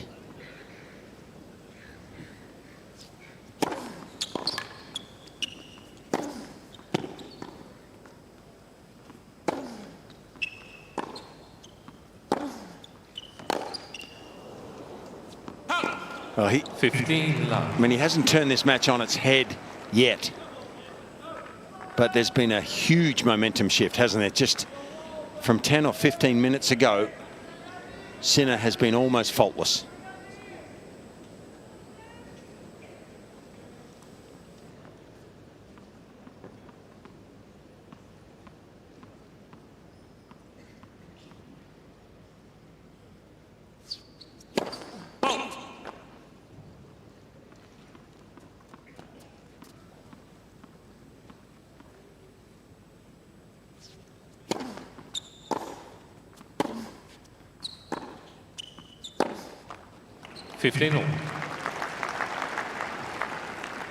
come on, he missed one. Well, guys, one part of tennis that's not talked about enough is making your opponent play poorly. And I thought that early on, Shelton was doing a good job of keeping Sinner on his toes, variety of spins, shortening points, getting in the net. He's going to need to do a bit more of that.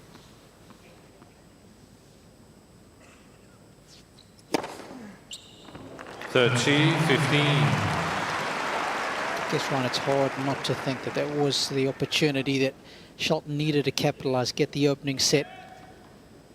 I do feel that Fitzy was suggesting that Sinner could only play better from here on in.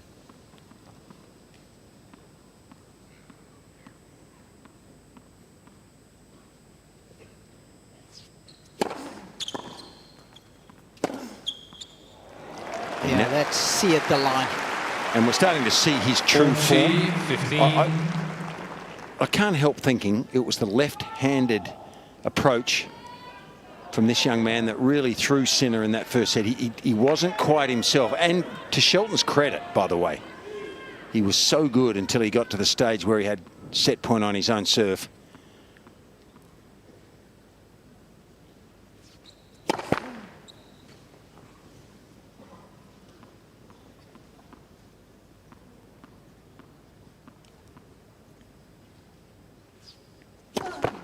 Second serve.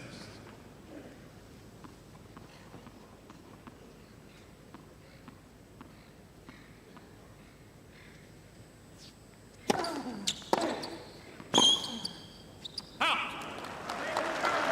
40-30.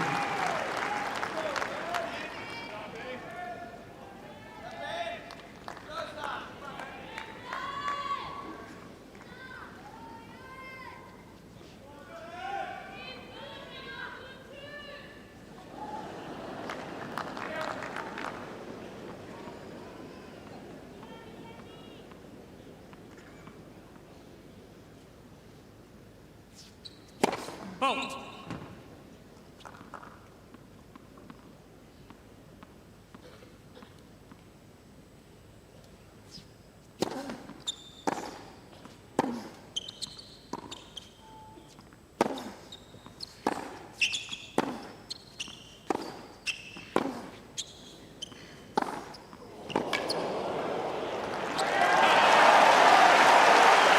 I suppose if we want to look at both sides of the court, Shelton will also say to us, well, gentlemen, I couldn't hit my forehand any worse than what I did in the opening set. Yep. That, too, is only going to get better. Well, it did there.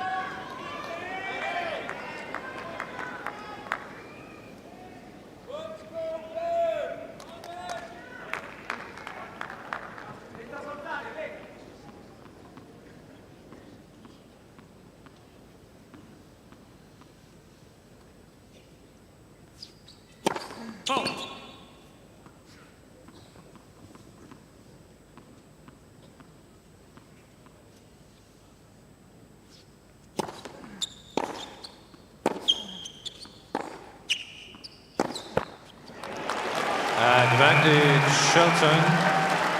Well. Yeah. A hiccup.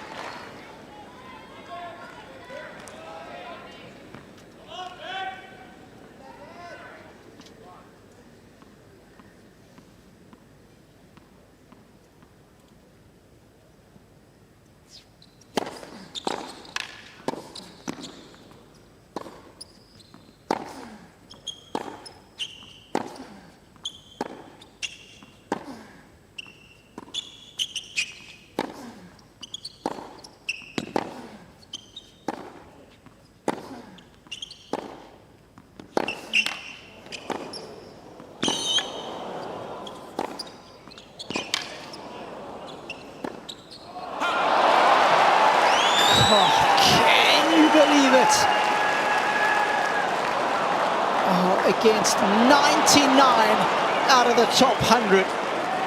That would have been good enough.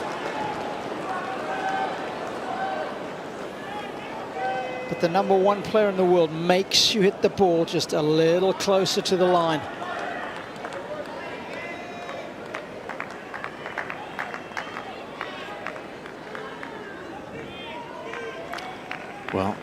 you're going to win these matches, you need to make those balls. Break point, a golden opportunity missed.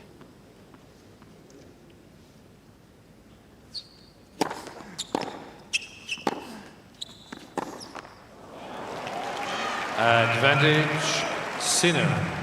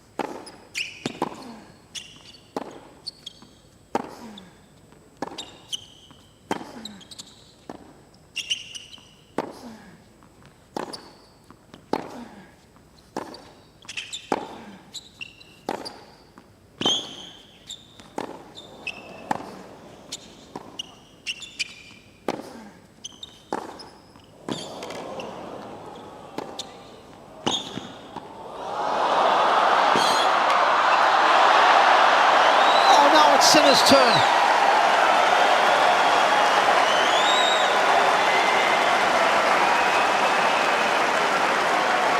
Well, he just seemed a tiny bit fatigued at the end of this long rally, Jannik.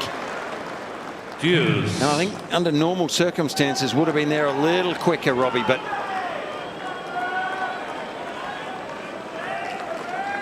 yeah, one that you would expect him to make in the end.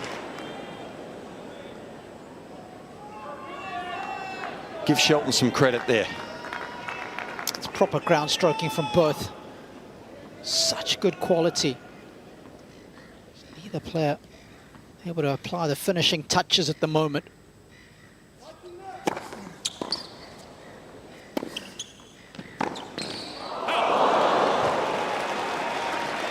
Advantage, Sinner. Ladies and gentlemen, please don't do as that fellow did and don't call out during the serve. Thank you. Well done, John Blom. There's been too much of that, I think, this year.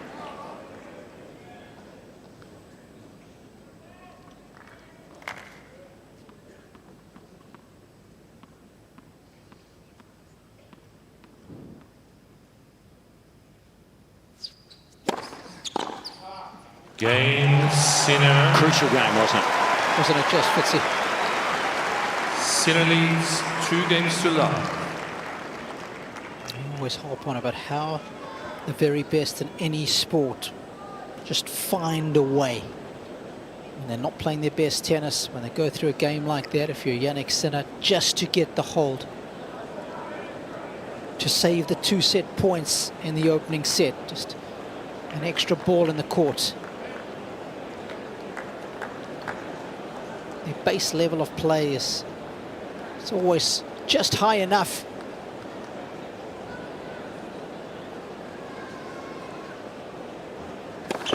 Let's first. Well, Ben Shelton still has this great trick up his sleeve, if you will. The fact that he's dangerous every single point, and he is always hard to break.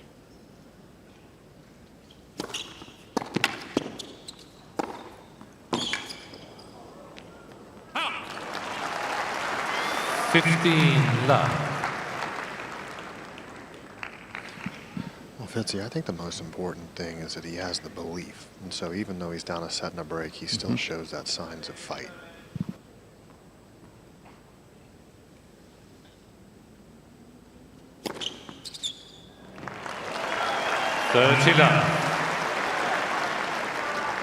And he is going to need it. Just to give you an example of how important that first set is. Last year on hard court when he won the opening set, he went on to win 86% of the matches. Oh, hello. 30-15. Keep the change out of that.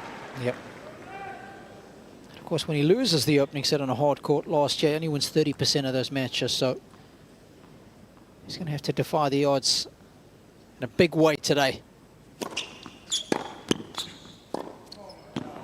Gee, what a return. I mean, the first serve was excellent.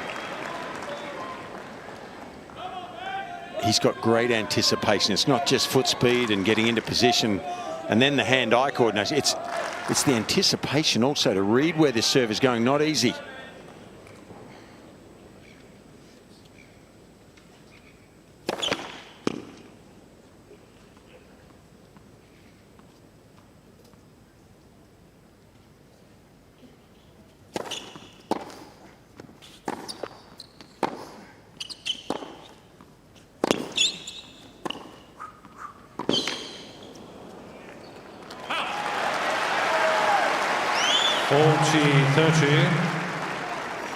As soon as Jannik went down the line with that wide forehand, he was in trouble, wasn't he?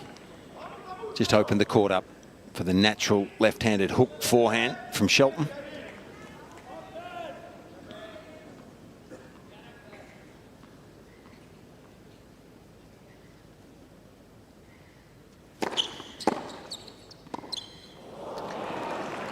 Yes. Well, that can cause you some problems if you just have a mental lapse there, Ben. Obviously thought it was going long, but just wasn't disciplined enough there to make sure.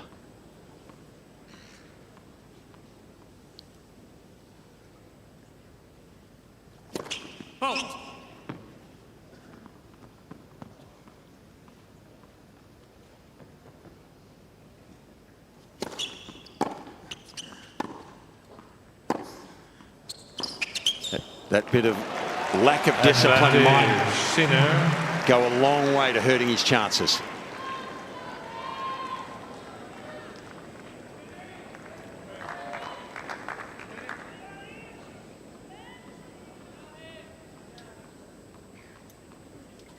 Another chance for Sinner to break in this set.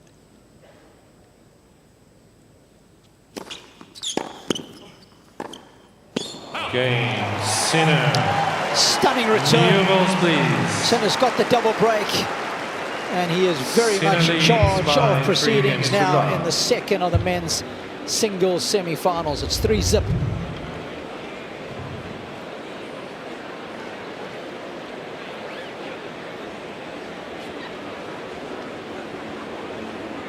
The length that he was able to get on that return was exquisite.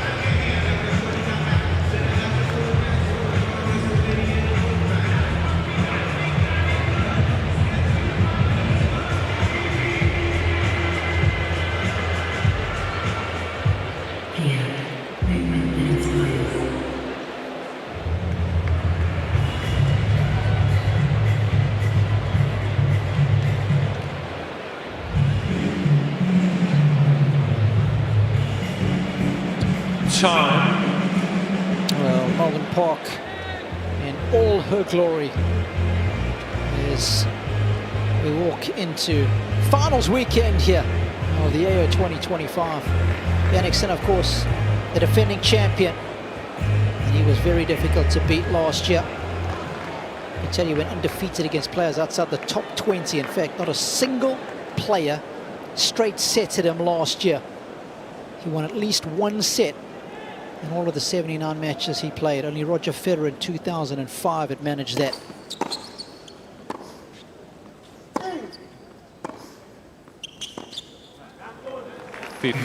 Love. So well, he's been playing 8 titles, dominating on hard courts. And Robbie, if you look back at 6-5 Shelton serving in that opening set, if you think about it, he's broken 3 times straight. Yep. And he's won the tiebreaker. Mm-hmm.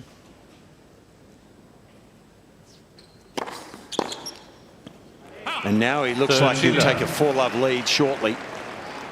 He's off and running. Gee, it happens quickly.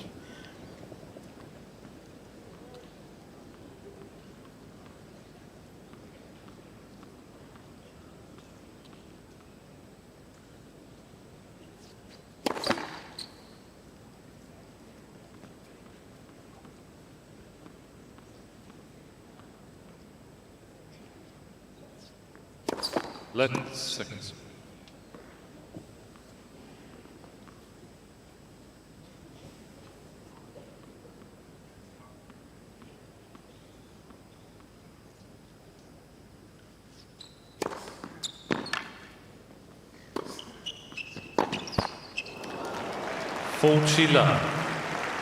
Ryan, am I being a little critical about that just lack of discipline there at Juice in the, not Juice, it was actually his ad, I think 40-30 in the previous game on his serve. I mean, I just hated to see that because I just felt like that opened the door for a great player, and the great players won't do that. They won't give you an easy one like that.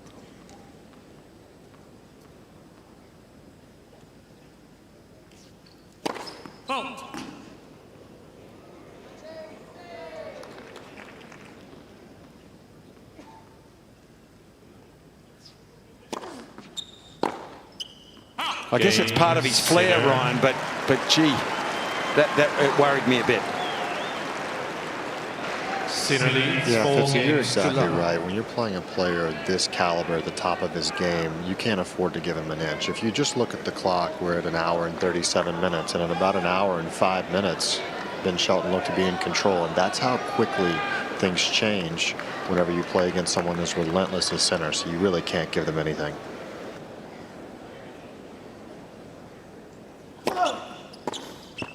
Fifteen love.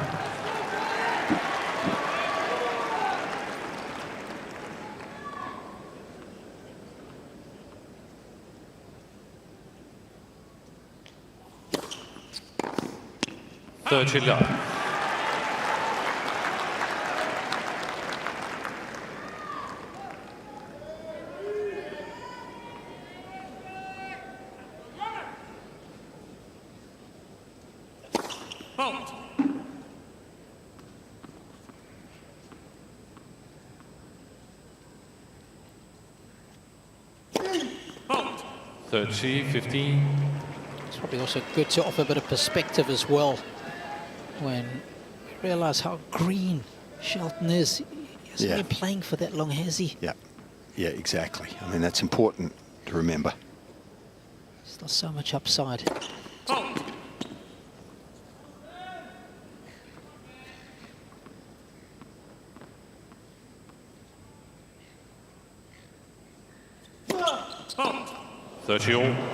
His first trip abroad ever outside of America to play competitive tennis was here back in January of 2023. I mean, it's unfathomable. He's got so much to learn, hasn't he? What a talent.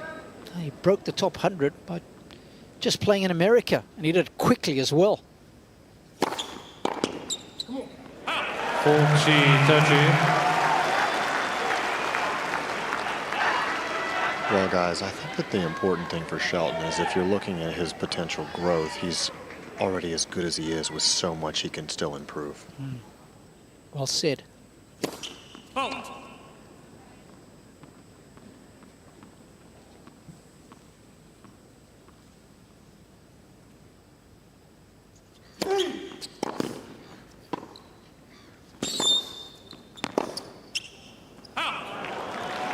Yes.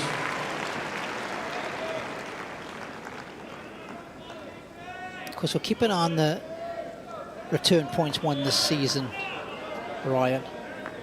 Shelton last year won just over 32% of his return points won at tour level. The average amongst the top 50 was 37. That has to improve. Made some big improvements this fortnight in that department.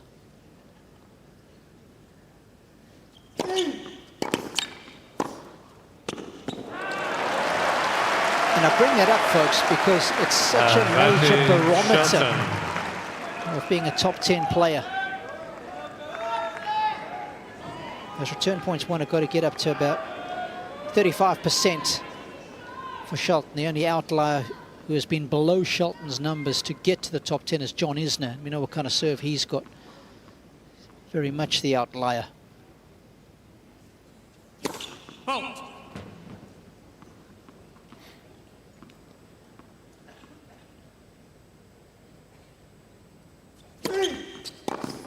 Game, Shelton. Well, he's on the board in the second set, but only just. Sinner's got a double break.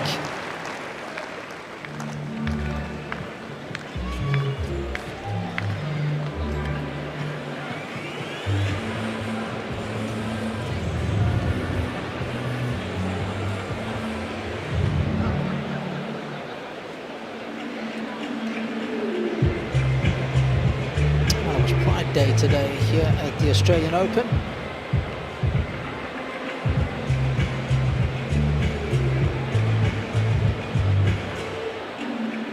Those guys are good. Been listening to them all week.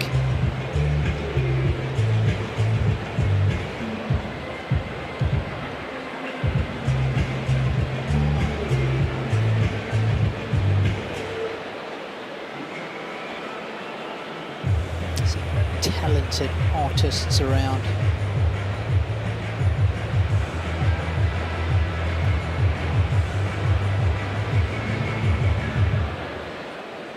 Time. It's a very colourful Rod Laver Arena on Pride Day here at the AO. And somebody who's been using his full palette of colours is Ben Shelton. Even though it hasn't always worked out for him, he's been using the slice intelligently. It's helped neutralise a lot of points, but just making too many unforced errors. Not capitalising on his chances. That's why he's down a set and a double break.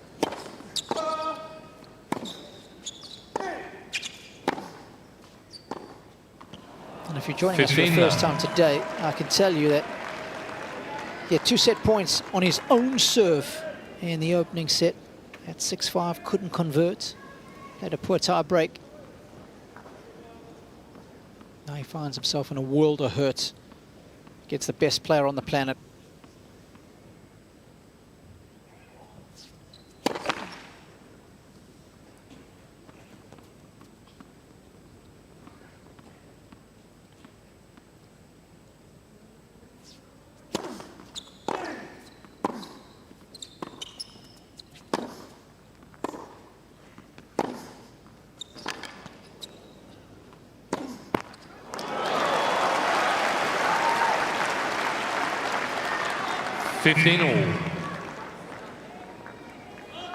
It's hard to believe it. Just a couple of days ago against Holger Rune, he was almost dead on his feet.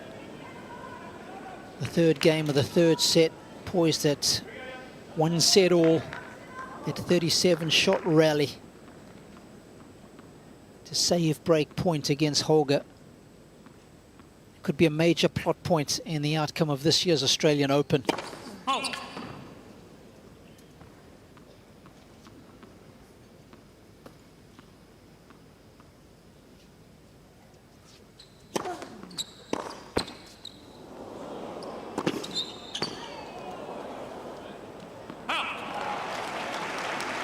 Third, 15. Well, guys, I think it's worth mentioning that a lot of these mistakes that Shelton is making is because the movement and the ability to go defense to offense from center is so strong that you feel like you have to be so perfect with that put-away ball.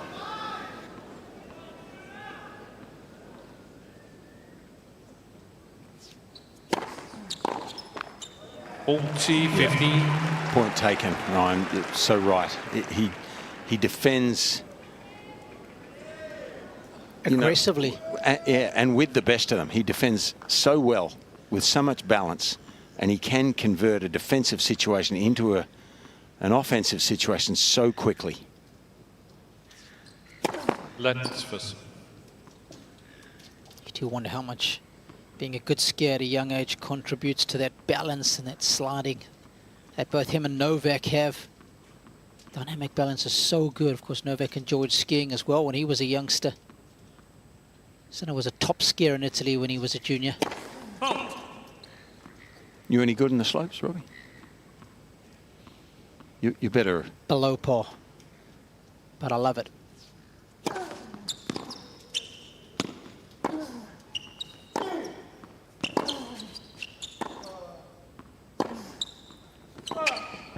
Game. Too good. Sinner. You're better with a fly. 5 games to 1. fishing rod in your hand, aren't you? Yeah. Yeah. I think I'd be seated in that department if we had a major. Oh, you're getting cocky now. Hey, you were the one that was building me up. I try not to go for any new activities that could leave my life in danger. So the ski slopes and anything like F1 driving, I stick away from. I'll stick to the golf. Come on. Yeah. This is no time for modesty, Ryan.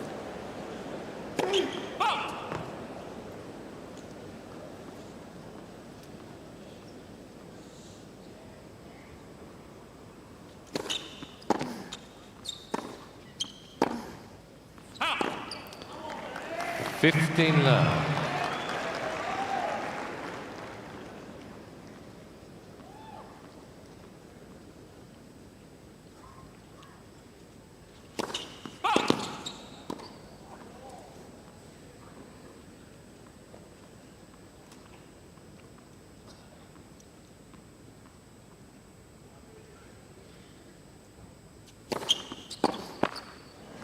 Love.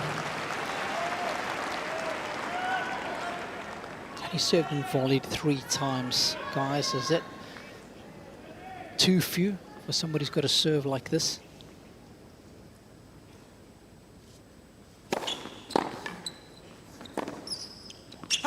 Well, 13, for me, 15. I think if he's going to serve and volley this particular returner, who happens to have a number 1 next to his name, I'd be going at the body a fair bit. Yep. Agreed. Unless he can hit a cold ace. If you want to serve and volley, go to the body, try to jam him a little bit, and then you can maybe get a floating return rather than something that's drilled at your feet.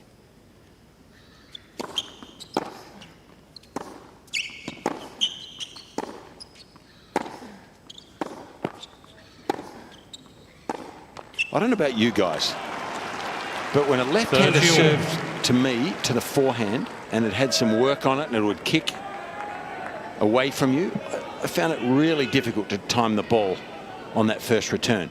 Sinner, it's like picking cherries. He's coming straight out of the middle of the racket virtually every time. Even that return.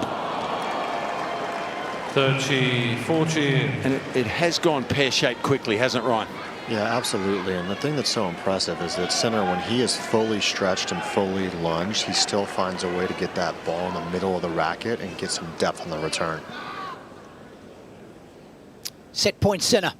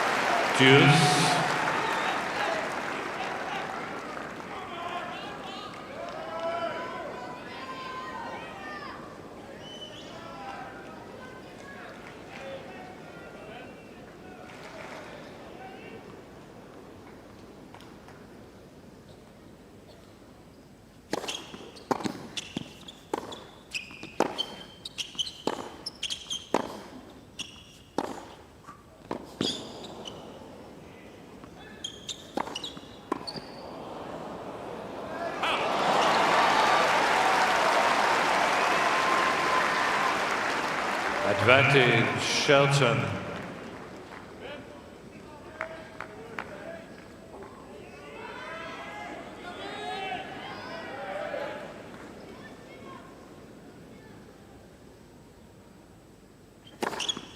Game, Shelton. Oh, finally an ace for Shelton. Those have been few and far between. 5 games to 2. 5th for the match. Uncle Rick still harbors hope.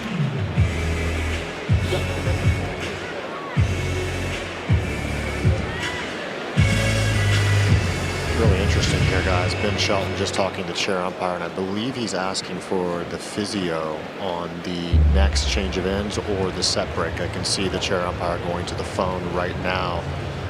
A couple points ago, looked like Shelton kind of reached down and was looking at either his right hip or his right quad, and it is possible that he's going to be getting a medical timeout or an evaluation for that. on the next change events. Yeah, good information. I think for me, my first thought, Ryan, was that he was flexing his right knee, but maybe it was the hip. But the knee come into my mind, but there's something there. Time.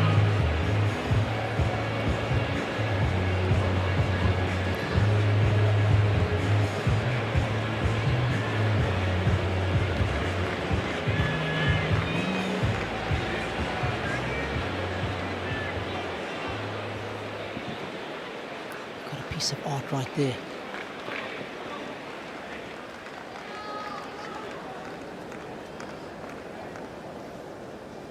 This tennis in the second set's been a work of art. Serving for a 2 sets to love lead. 15 love.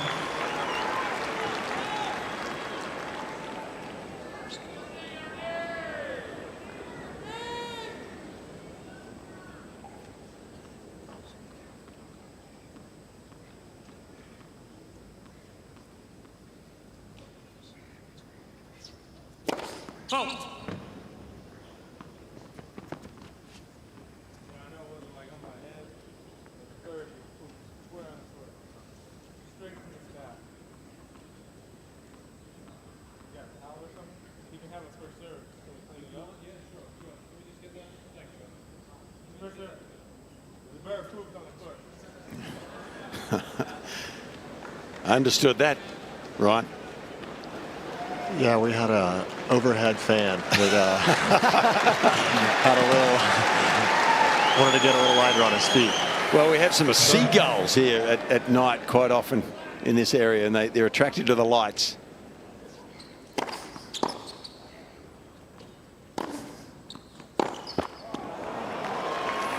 The tennis not too bad either. Well, why wouldn't you be attracted to the tennis? First tennis major of the year, of course. He's staying up late, way past his bedtime, but for Jannik, it's worth it. 40 love.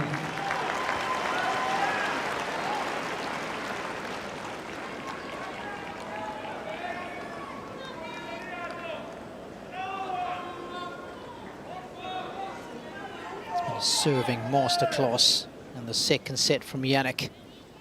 3 set points. Game and second set. Well, embroidered Sinner. this set with his beautiful Second to brutality. two. He takes a 2 Sinner sets to by love lead. 2 sets Sinner. to love.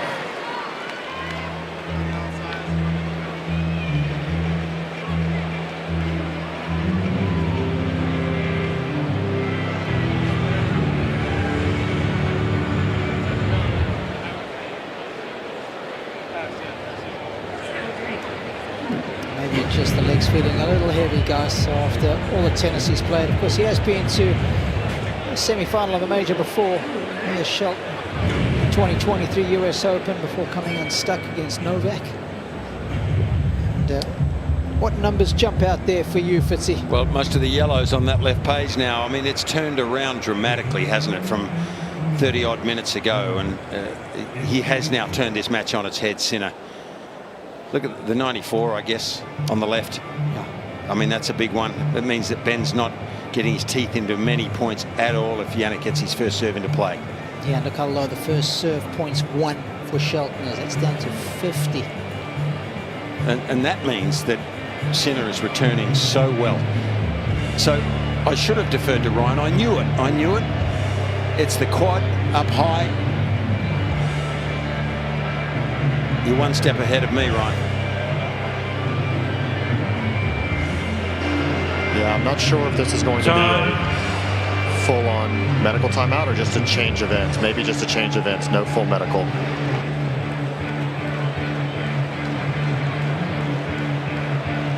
Well, when you play 5 best of 5 over about 10 days, and then you go into your 6th match on the trot, your body takes a hammering. And it looks like that right leg is just giving him a little bit of trouble now, maybe some overload. Now 2027 minutes more time on court for Shelton versus Sinner. Third set, Shelton to serve. Let's see how this third set shakes out.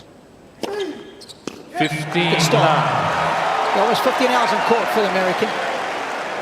12 and a half over the Italian coming into this match.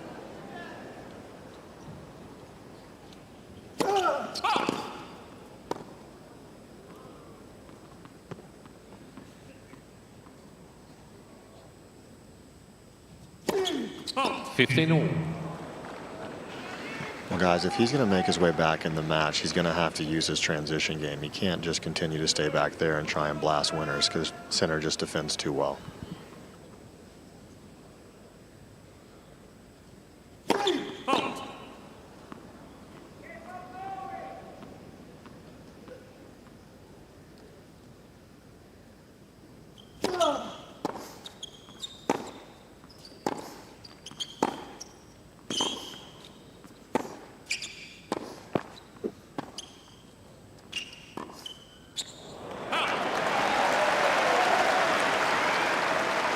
Thirty, 15.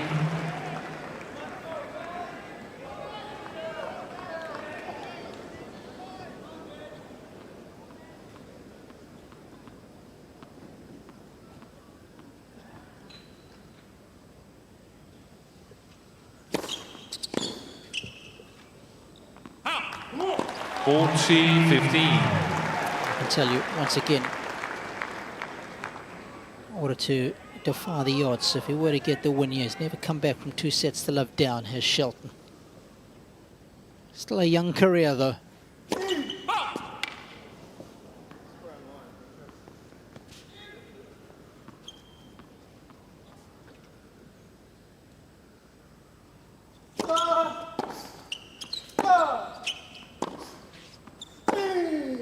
Game, Shelton. And that forehand was thrashed. First game, third set.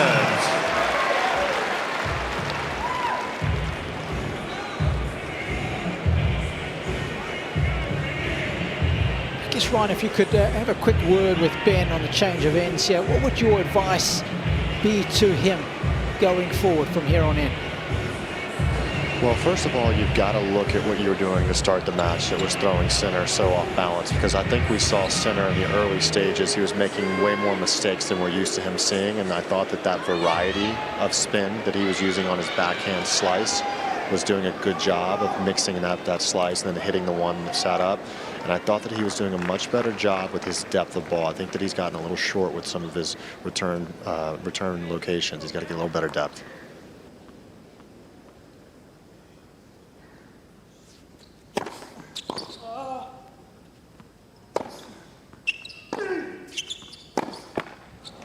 Love 15.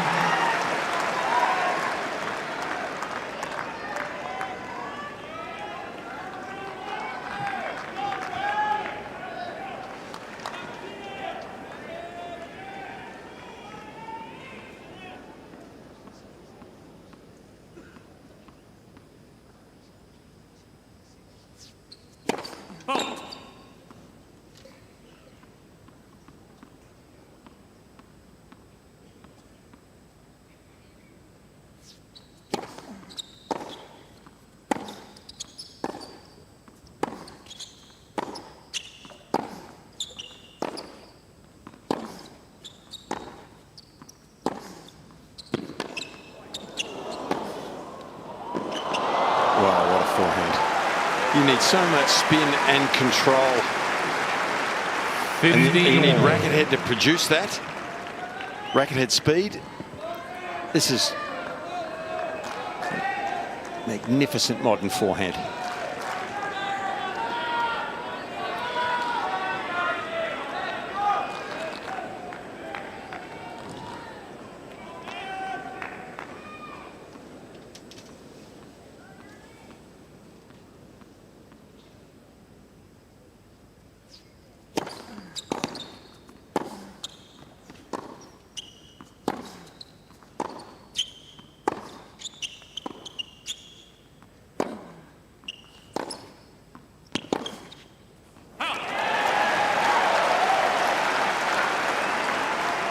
15-30.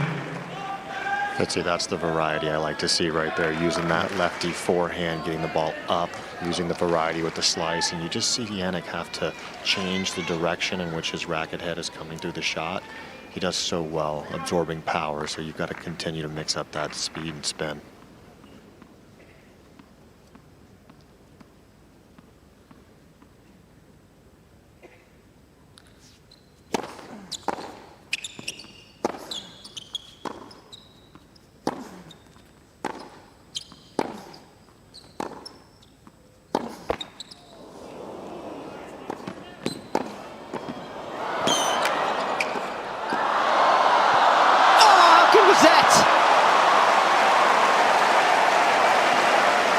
Anticipation exquisite again from Sinner.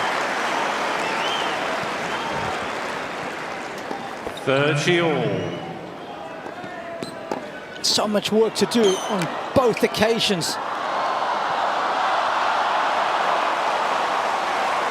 Well, he's not quite as polished, is he, as Sinner yet, Ben Shelton. He saw the funny side of that, but give him a couple of years, I would say.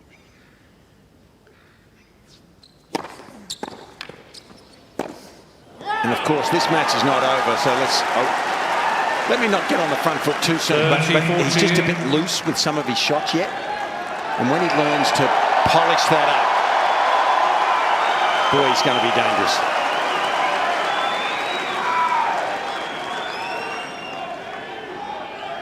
I'd love to get an early break here at the start of the third, Fitzy.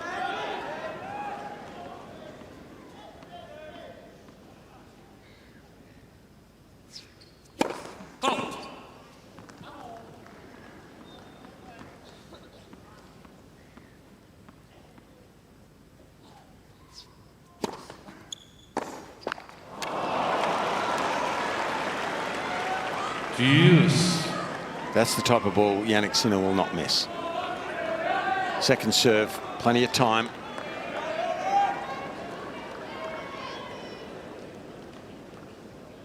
It's a tough school, tough gig out here.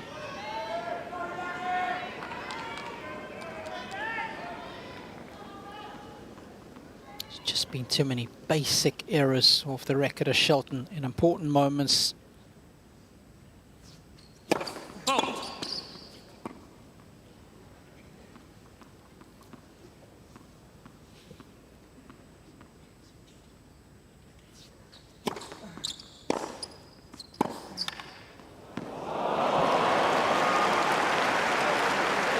Advantage, Sinner.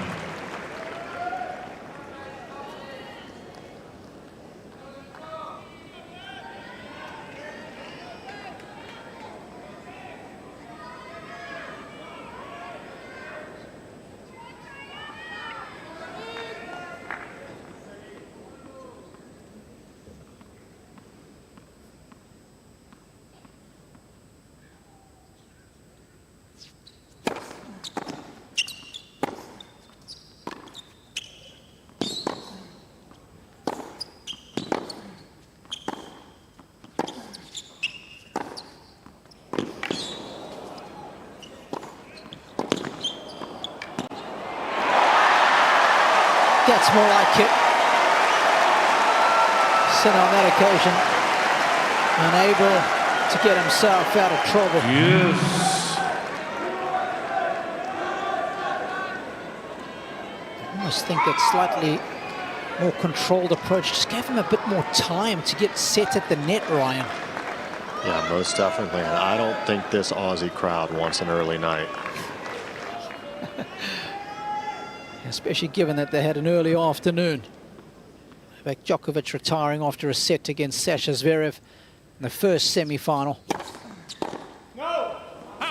Advantage, Sinner.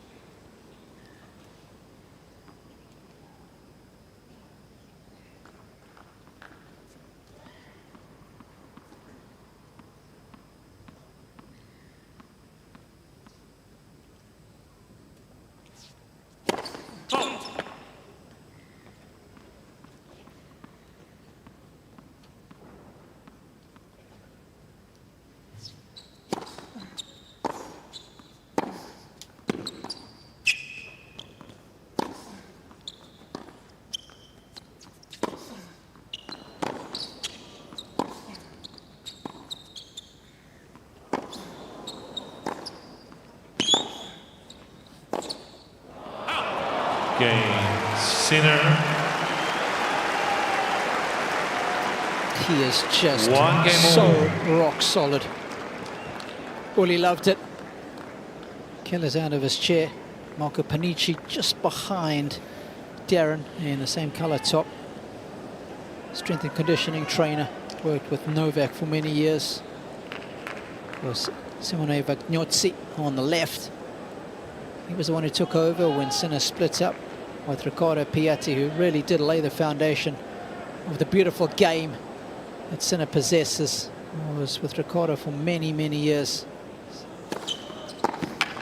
We should all send our regards to Riccardo. Wow, what a coach he's been. Yeah, no kidding. We've got a pretty good coach sitting on the side of the court tonight too, Robbie. I've noticed. They're a good combo, Darren Cahill and Simone. I was talking about Ryan Harrison.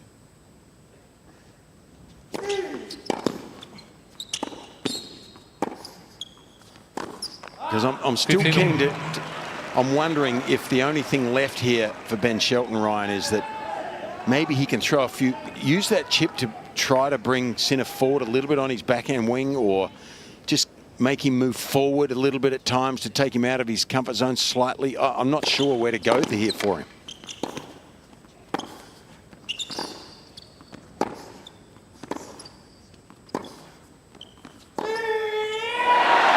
Because he's having to hit a shot like that to win points from the back of the court. 30-15. Well, Fitzy, I appreciate that nod of confidence, and you're exactly right. These points where it's just bashing of the ball, you just favor Sinner in almost anyone's matchup. So Ben's got to continue to look for his opportunities to take it to him, and use that little short chip would be a very effective shot.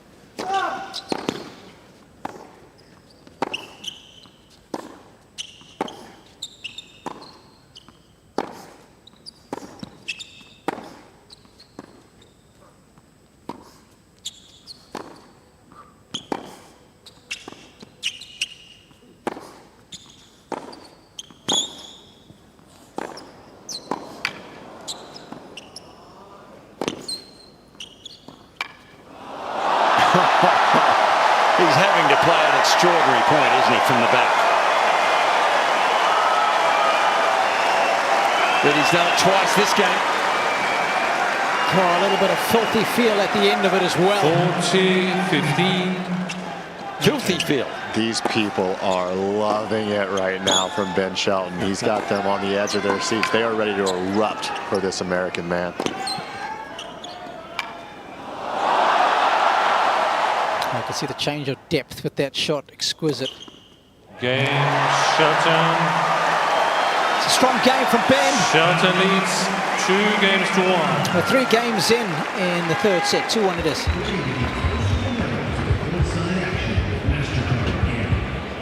Just scan the QR code for your chance to be next.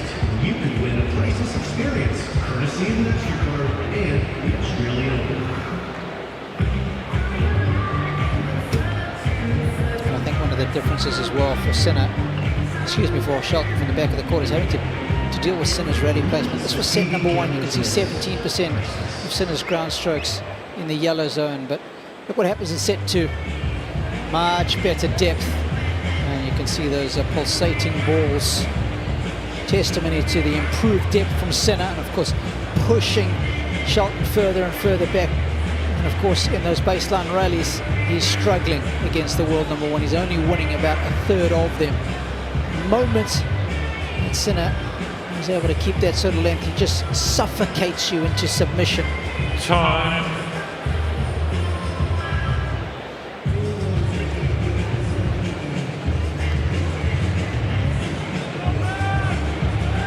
All record crowds the fortnight so far. And some of the day records, they aren't by a couple of hundred or even 1,000. It's 5, 6, 7,000 more fans in some of these day and night sessions. What an AO 2025 it's been.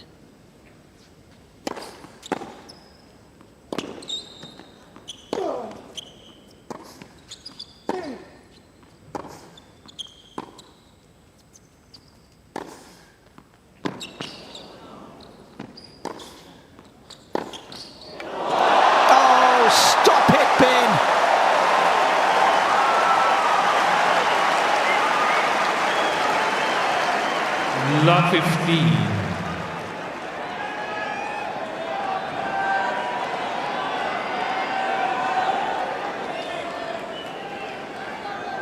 I mean, that should be worth a bonus point given the quality of that. You're pushing that agenda, aren't you, this week, Robbie?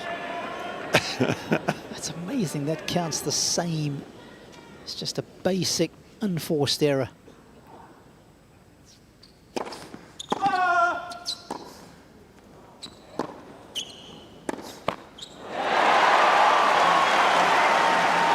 Love 13. Well, he's lighting it up again all of a sudden. Jannik okay there, physically? He looks like he's walking a bit slow. I noticed it a couple points ago when he was coming out, and he was looking like he was a little slow walking, and he just looked at the bench over to his team, and he muttered something. I couldn't quite tell what it was. Yeah, he did wince there once or twice. Oh.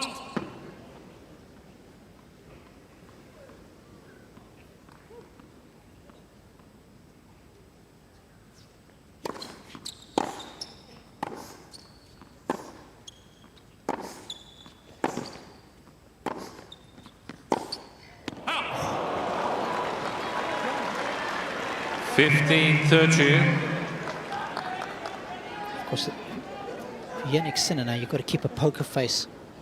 You can't give Shelton anything to feast his eyes on. If he sees that Sinner's struggling, that'll buoy him. That'll give him more energy, won't it?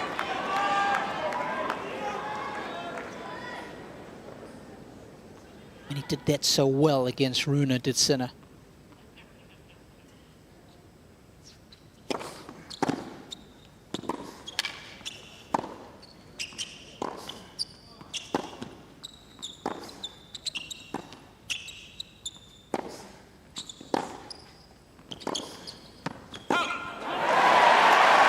Oh, he's got cramp. Just saw him struggle there for a second. 15-14. Just saw the leg straight, and there you go. Yeah, guys, I think Shelton saw it on the big screen as well, so he's now aware of what's going on over there, and if you need any reason to stick around down 2 sets, it's to see your opponent struggling physically.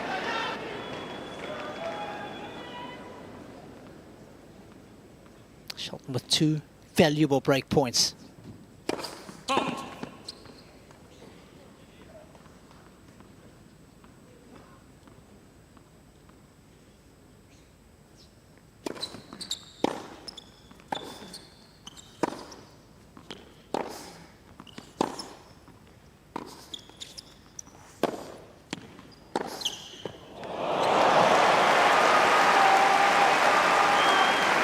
Stunning.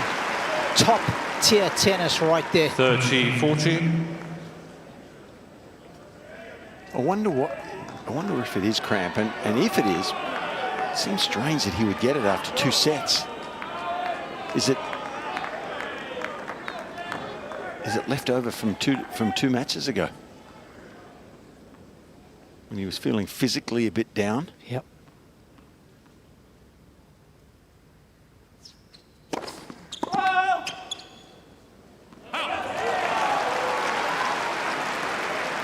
Do you think it is cramp, Ryan? Yes. Yeah, I'm saying 95% it's cramping. It looks like he's not trying to show it. It looks like he's going to try and see if he can manage his way through this 3rd set. He's still on serve, and as we saw last point, free points on serve and short points will give him the opportunity to recover a little bit. It's Shelton who spent more time on court coming into this contest. Almost 2.5 hours more. Advantage, Sinner. I mean, when you see that now, guys, you just think about those 2 set points that Shelton had on serve at 6-5 when he was serving. Was he rubbing his quad inside his pocket there? Not sure. It just looks like there's a lot of concern on his face. I couldn't see if he was going inside his pocket or not, but it does look like he's very concerned.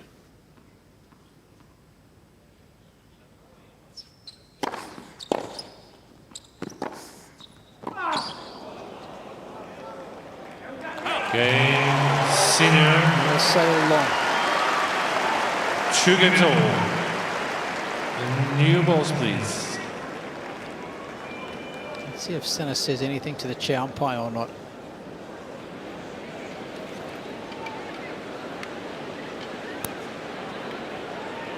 It's always interesting to me, do you run the risk? It's the marks that you get from cupping. Take away any of the impurities in your system. Just wonder, it's like, what happens if you leave the cramping too long before you request the physio to come out? You run the risk of it getting too severe and the massage comes too late.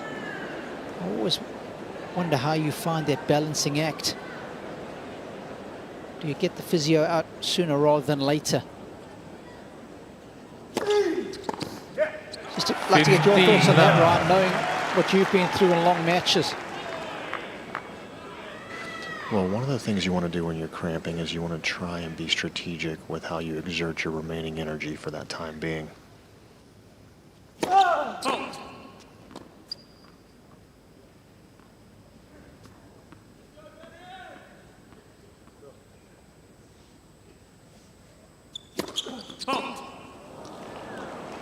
15. That makes it extremely important for Shelton to build a lead on these service games of his. If he's able to get up 30 love, 40 love, 40-15, you'll likely see Sinner not really running full for the remainder of the game.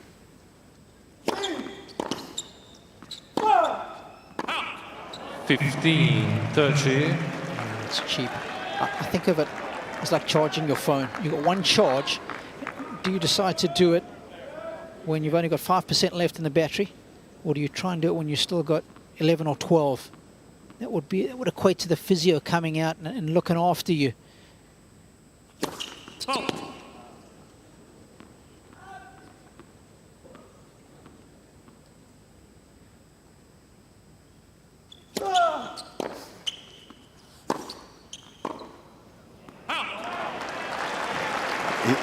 He's not getting into position quite as well. A little less balanced. To me, starting to spray a few from the back of the court for now.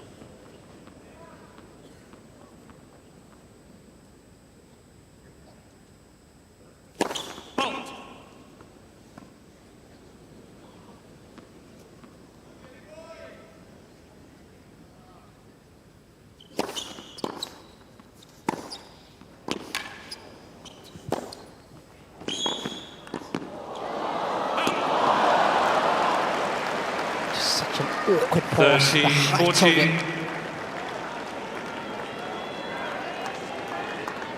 Well, I don't think Ben has played this game tightly enough. He's given him a couple of free points here. Not necessarily that last one, but he's opened the door, hasn't he? In a big way, Fitzy. Juice. Yeah, that hurt, didn't it, Ryan? Yeah, he just pulled at the hamstring instantly. He's definitely cramping in that left hamstring now, I'm absolutely sure.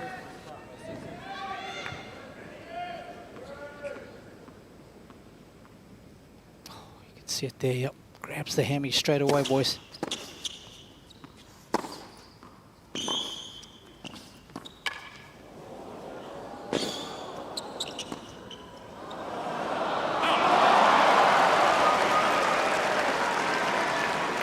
Well, in a way, let's hope it is cramp Sinner. and not a tweak in that hamstring. If it's that, it's a real problem. Yep, good point.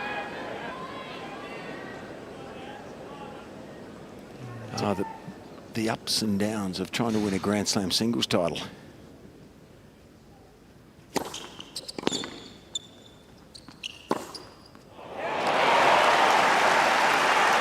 That was a pattern of play that worked so well against Lorenzo Sonego in the previous round. Going down the line was exquisite. Tell you what, he's treading a fine line though, Ben, isn't he, with a shot like that to save his serve.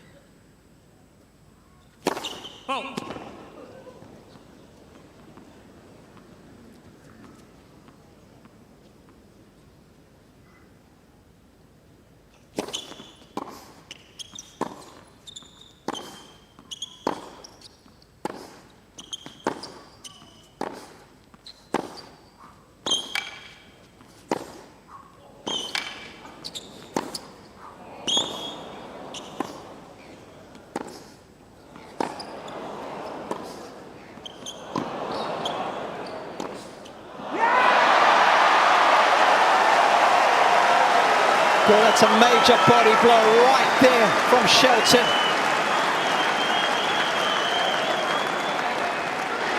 The guy's now he was pulling at his right Shelton. quad hip flexor. So he went from left hamstring grab to right quad hip flexor, and absolutely leaving everything out there in this game, trying to see if he can get the break and get up an early break, knowing the importance of trying to finish this out in 3 now.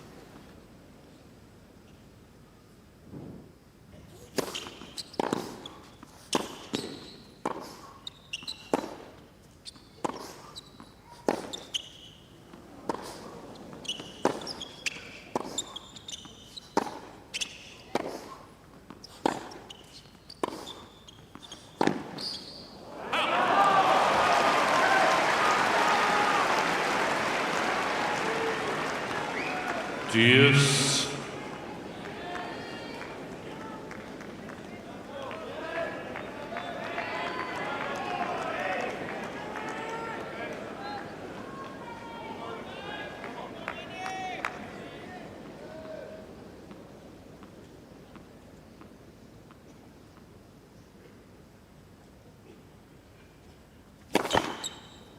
Out.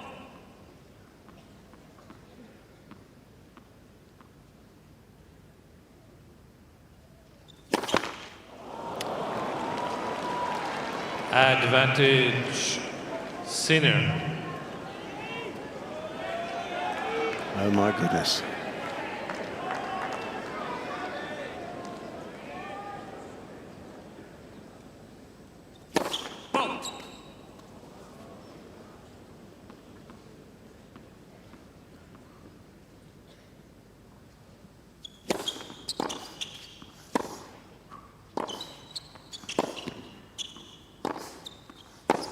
Game, Sinner.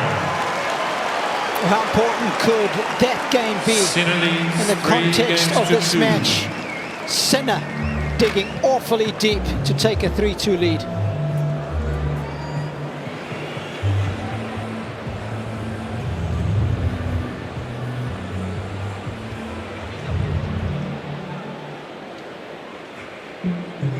Oh, it's a fine line between being brave, yeah, and being reckless. Yeah, well said.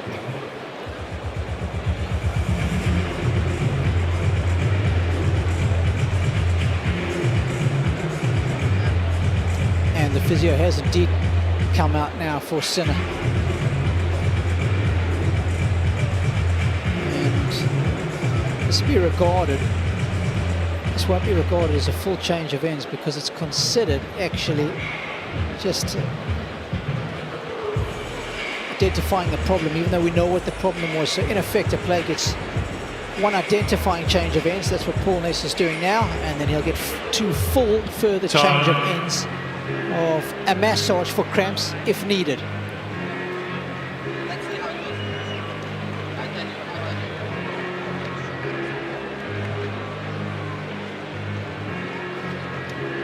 So ATP physio Paul Ness just been on to give Jannik Sinner a rub for cramps.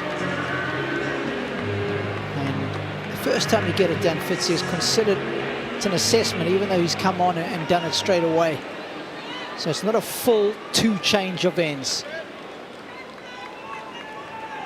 That's Uli just telling him to get a rub. So that was an assessment plus half a change of ends. He will get 2 further full change of ends if he needs.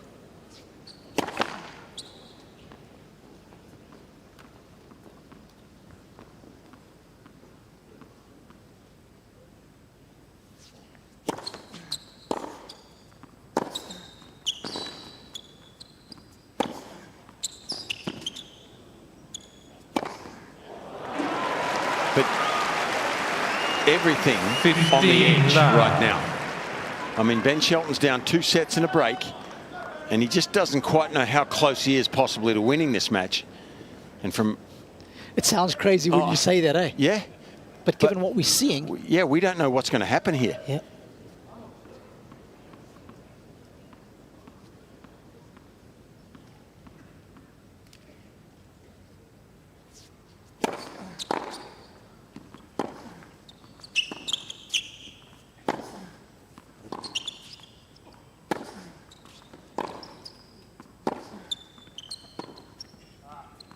And from Sinner's point of view, he really has to play some faultless tennis here to try to finish it off. He's got the break in the third, but this is not going to be simple.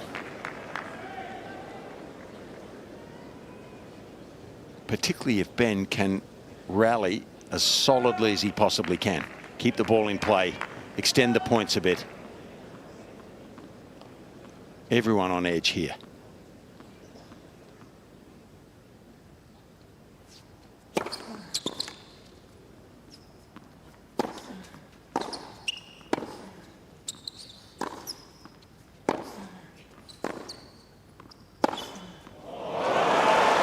Wow.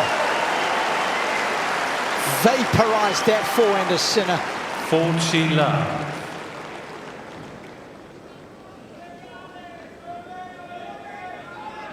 Boomski at 168 kilometers an hour. That one's not coming back. And he may need to take more risks like that. I mean, he's good enough to hit them in, isn't he? But that's living on the edge a little bit.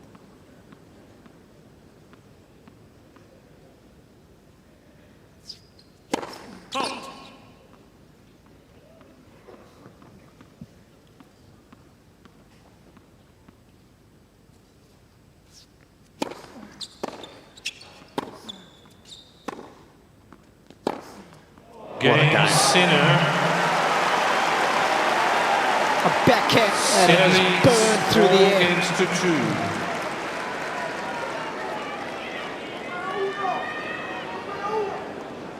4-2. Showing us that he can bring the heat off both ground strokes. Just the hold he needed.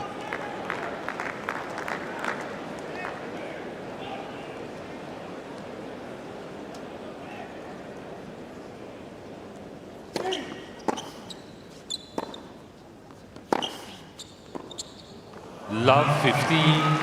Well, he's decided to up the ante, it looks like. Take a few more risks and back himself here.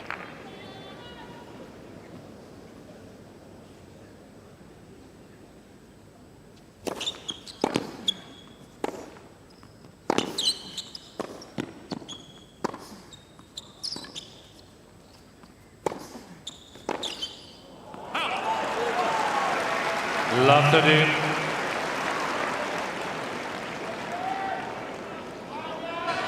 If you're Shelton, you got to try and get the ball out of the middle of the court, because anything Sinner can get his racket on right now, he's absolutely cracking.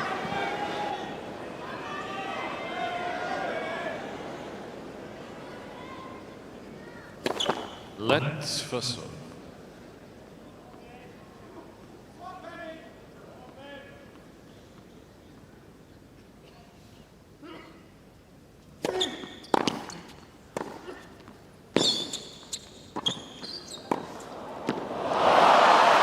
It's a good bit of fortune, but still a lot of work to do. La 40. Well, he's just turned it on. This is a sign of a great champion. He's under duress here, and everything he's done in the last 10 minutes since he was cramping has turned to gold.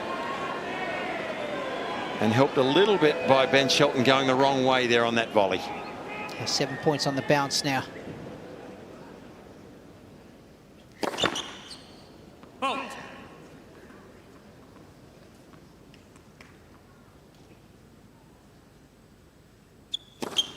Oh, Cain, goodness.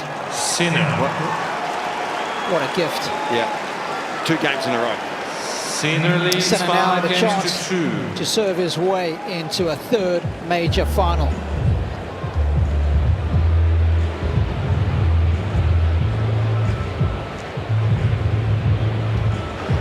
Well, Fitzy, to your point earlier in the match, I just don't understand some of these decisions. For as good of a player as Ben Shelton is already, I go back to that 2-all deuce second serve, and he goes for a 3/4 almost second first serve there, and double faults just before getting broken. And to me, if I'm seeing a guy laboring on the other side of the net with those long points mounting, I'm trying to just play as many physical points as I can again and again. I don't understand why you would shorten up the points and go for massive second serves. It only helps your opponent to play those short points. Even if you land one, it's not going to do any long-term effects on a guy who's cramping. So I just don't love the strategy behind playing against a cramping opponent in that way. Yeah, I agree. That serve he hit, that you're mentioning the second serve originally to go down break point, was well over 200 k's an hour.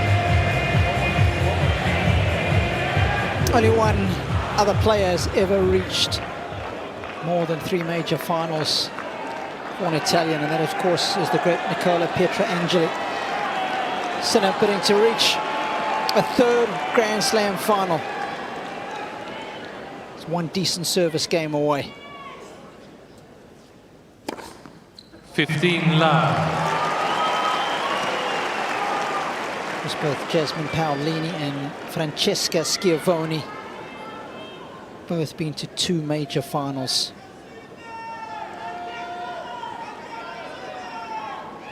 Settle down, please, please.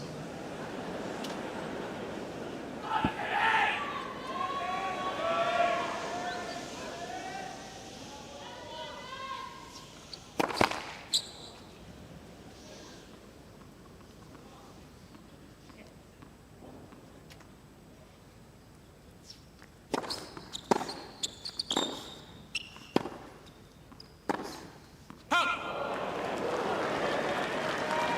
15 all.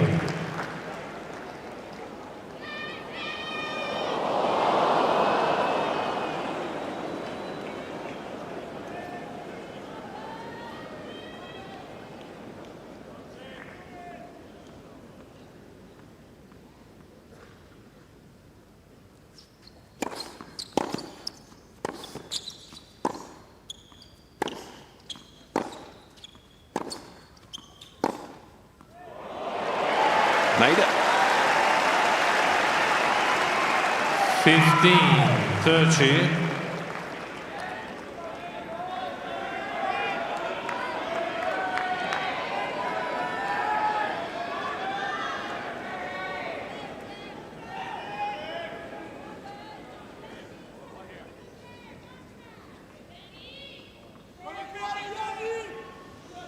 Ladies and gentlemen, please.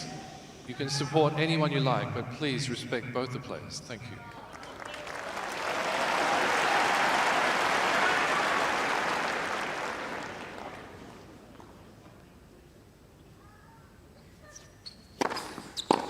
$30 all. 2 hours and 35 minutes. This one has been ongoing. And it's been a match about moments. And Ben Shelton will be ruining those missed opportunities. The first 2 set points that he had on serve at 6-5 in the opening set. But since then, Sinner's been the one.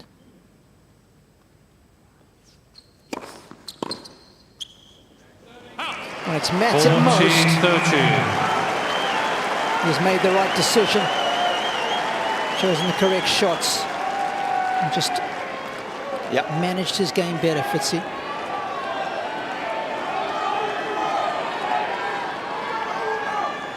And as a result of that, he's arrived at match point.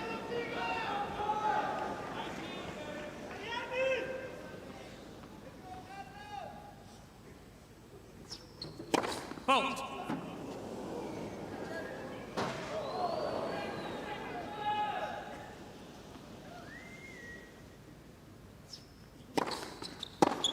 Game, center match, Sinner.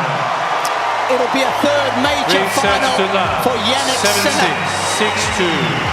On Sunday, he will attempt to defend his title against Sasha Zverev. He maximized the moments today against Ben Shelton and found a way to win like all great champions do. And he wins in straight sets, 7-6, 6-2, 6-2.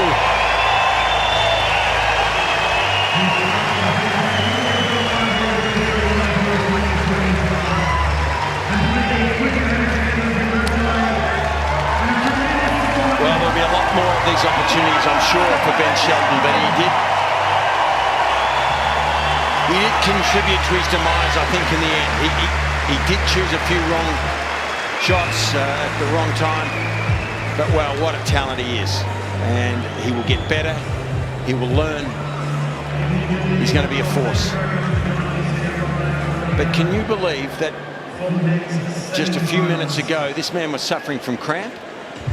And bang, it's over. I mean, he stepped it up. He went for his best shots and was good enough to pull them off, but he did have his opponent contribute slightly to his cause. The way he managed his emotional control was so good, as it always is. But spare a thought for Shelton, who has once again proved that in the biggest of tournaments at the majors, he's a force to be reckoned with. But the quad squad of Sinner are delighted.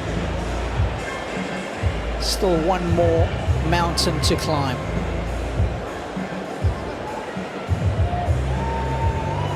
And let's go courtside now to Jim Courier.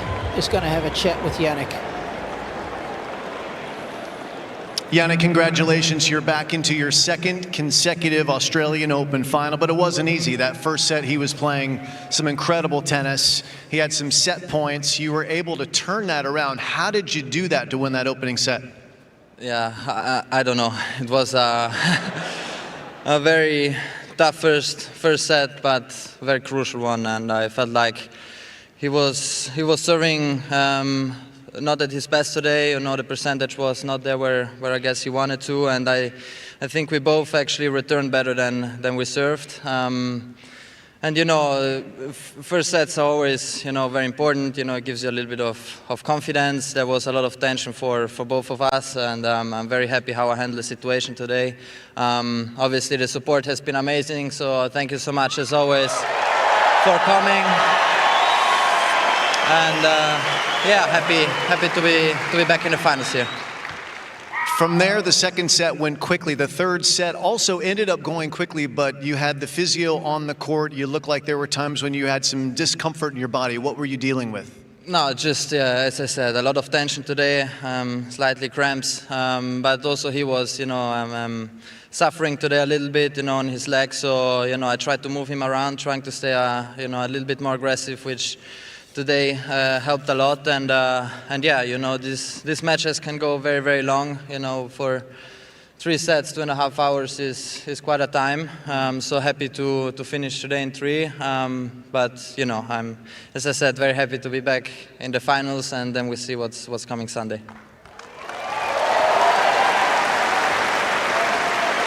I won't keep you long since you've been cramping, but I do have 2 questions I'd like to ask you. One is, I remember about 3 years ago you came here, you lost in the quarterfinals, and then you changed your team. You hired Simone Vagnozzi as your first coach, and then Darren Cahill joined, and since then you were ranked about 10 in the world. Since then it's been amazing progress. You've won 2 majors, you've reached #1 in the world, and I just want to know what that team has meant to you. I know that you mentioned that Darren is going to be leaving at the end of this season. Simone will stay on. They've been very important for you. You've done great work. What's that relationship been like? Well, honestly, I think, every coach I went through, there is, a huge amount of work we have done. There was a tough moment to change, but already before, I made some big changes when I was 13, and, now I have an incredible team right there, and then, they raised me a different player. I think every coach has his own department where he is good, and I have 2 very different coaches. Simone is very tactical. He was ranked 161, and Darren was around 30, so it's a bit different. But but we are. That's why we. That hurts. No, but he always said, even when he played, his goal was to be a coach. And I have to say, he is a very, very good coach. He's an amazing coach. Dig yourself out of the hole, young man. Dig yourself out. You can do it. But we live now. it's a great relationship. We are not only a team who work together on court, but we are more like a family also off the court, which is amazing to have them. Darren is making his last season this year as a coach, and I'm happy that we have again a chance to fight for the title. Very, very happy, and the season is still long, but it means a lot to me to make it happen here, and I don't want to forget my physio and physical trainer, because if not, they get very offended. So, so the whole team is amazing. So, but the work still continues. I'm 23, so let's see what's coming. Yeah, well, what's coming is another final, and that's going to be the #1 seed, that's you, versus Sasha Zverev, the #2 seed. You guys have had some big battles in the past. This one will be huge. What are you looking forward to on the final on Sunday night? Yeah, very tough match. We had some very tough matches in the past. Everything can happen. He's an incredible player. He's looking for his first major. You know, there is going to be, again, a lot of tension, but I'm happy to play myself again in this position. You know, Sundays, as I always say, especially in tournaments, are very, very special days, so I'm going to enjoy it. Again, thank you so much for the support. It has been amazing, and hopefully it's going to be a good match. Ladies and gentlemen, you'll see him again on Sunday night. It's Jannik Sinner going for #2 here in Australia.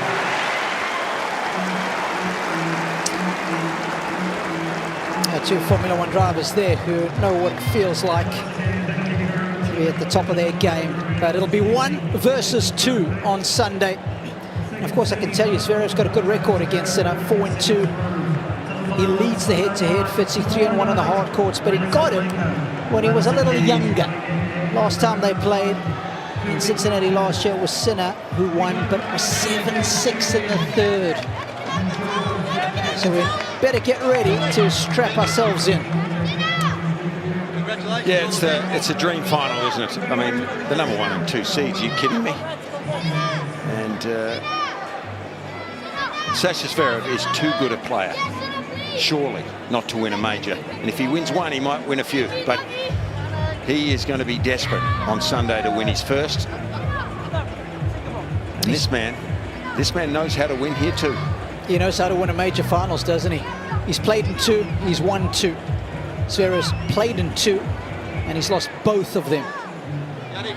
So a chance to write his name into tennis history for Sasha. Of course, the last time 1 versus 2 here at the Australian Open final was Djokovic-Nadal 2019. And we know how that one ended. One of the best performances I've ever seen. Interesting that Jannik Sinner there said that Ben Shelton didn't serve as well as he could have. He still had close to 60%, so not too bad. Yeah, but it was those first serve points won. Yeah. Well, he returns so well. Yep. He returns everybody's serve better than most, and it gets him into the point where he's then so good from the back of the court, and he's got the variety as well. What a player he is, and Ben will learn from this. So after 13 days of high-octane tennis, it comes down to these two on Sunday. Of course, tomorrow the Americans will have a lady in the final. It'll be Madison Keys against Aryna Sabalenka. It's not to be on the med side of the draw. Jannik Sinner will take on Sasha Zverev in Sunday's showpiece final. Well, my thanks to both Ryan and Fitzy. Thanks for your company over the fortnight. It's been absolutely fantastic, and a big shout out to the crew as well, who work so many long hours and do such a good job. And we look forward to your company again tomorrow for all the matches we have, and hope you have a good weekend. We'll see you tomorrow. From all of us here, it's good night from Melbourne.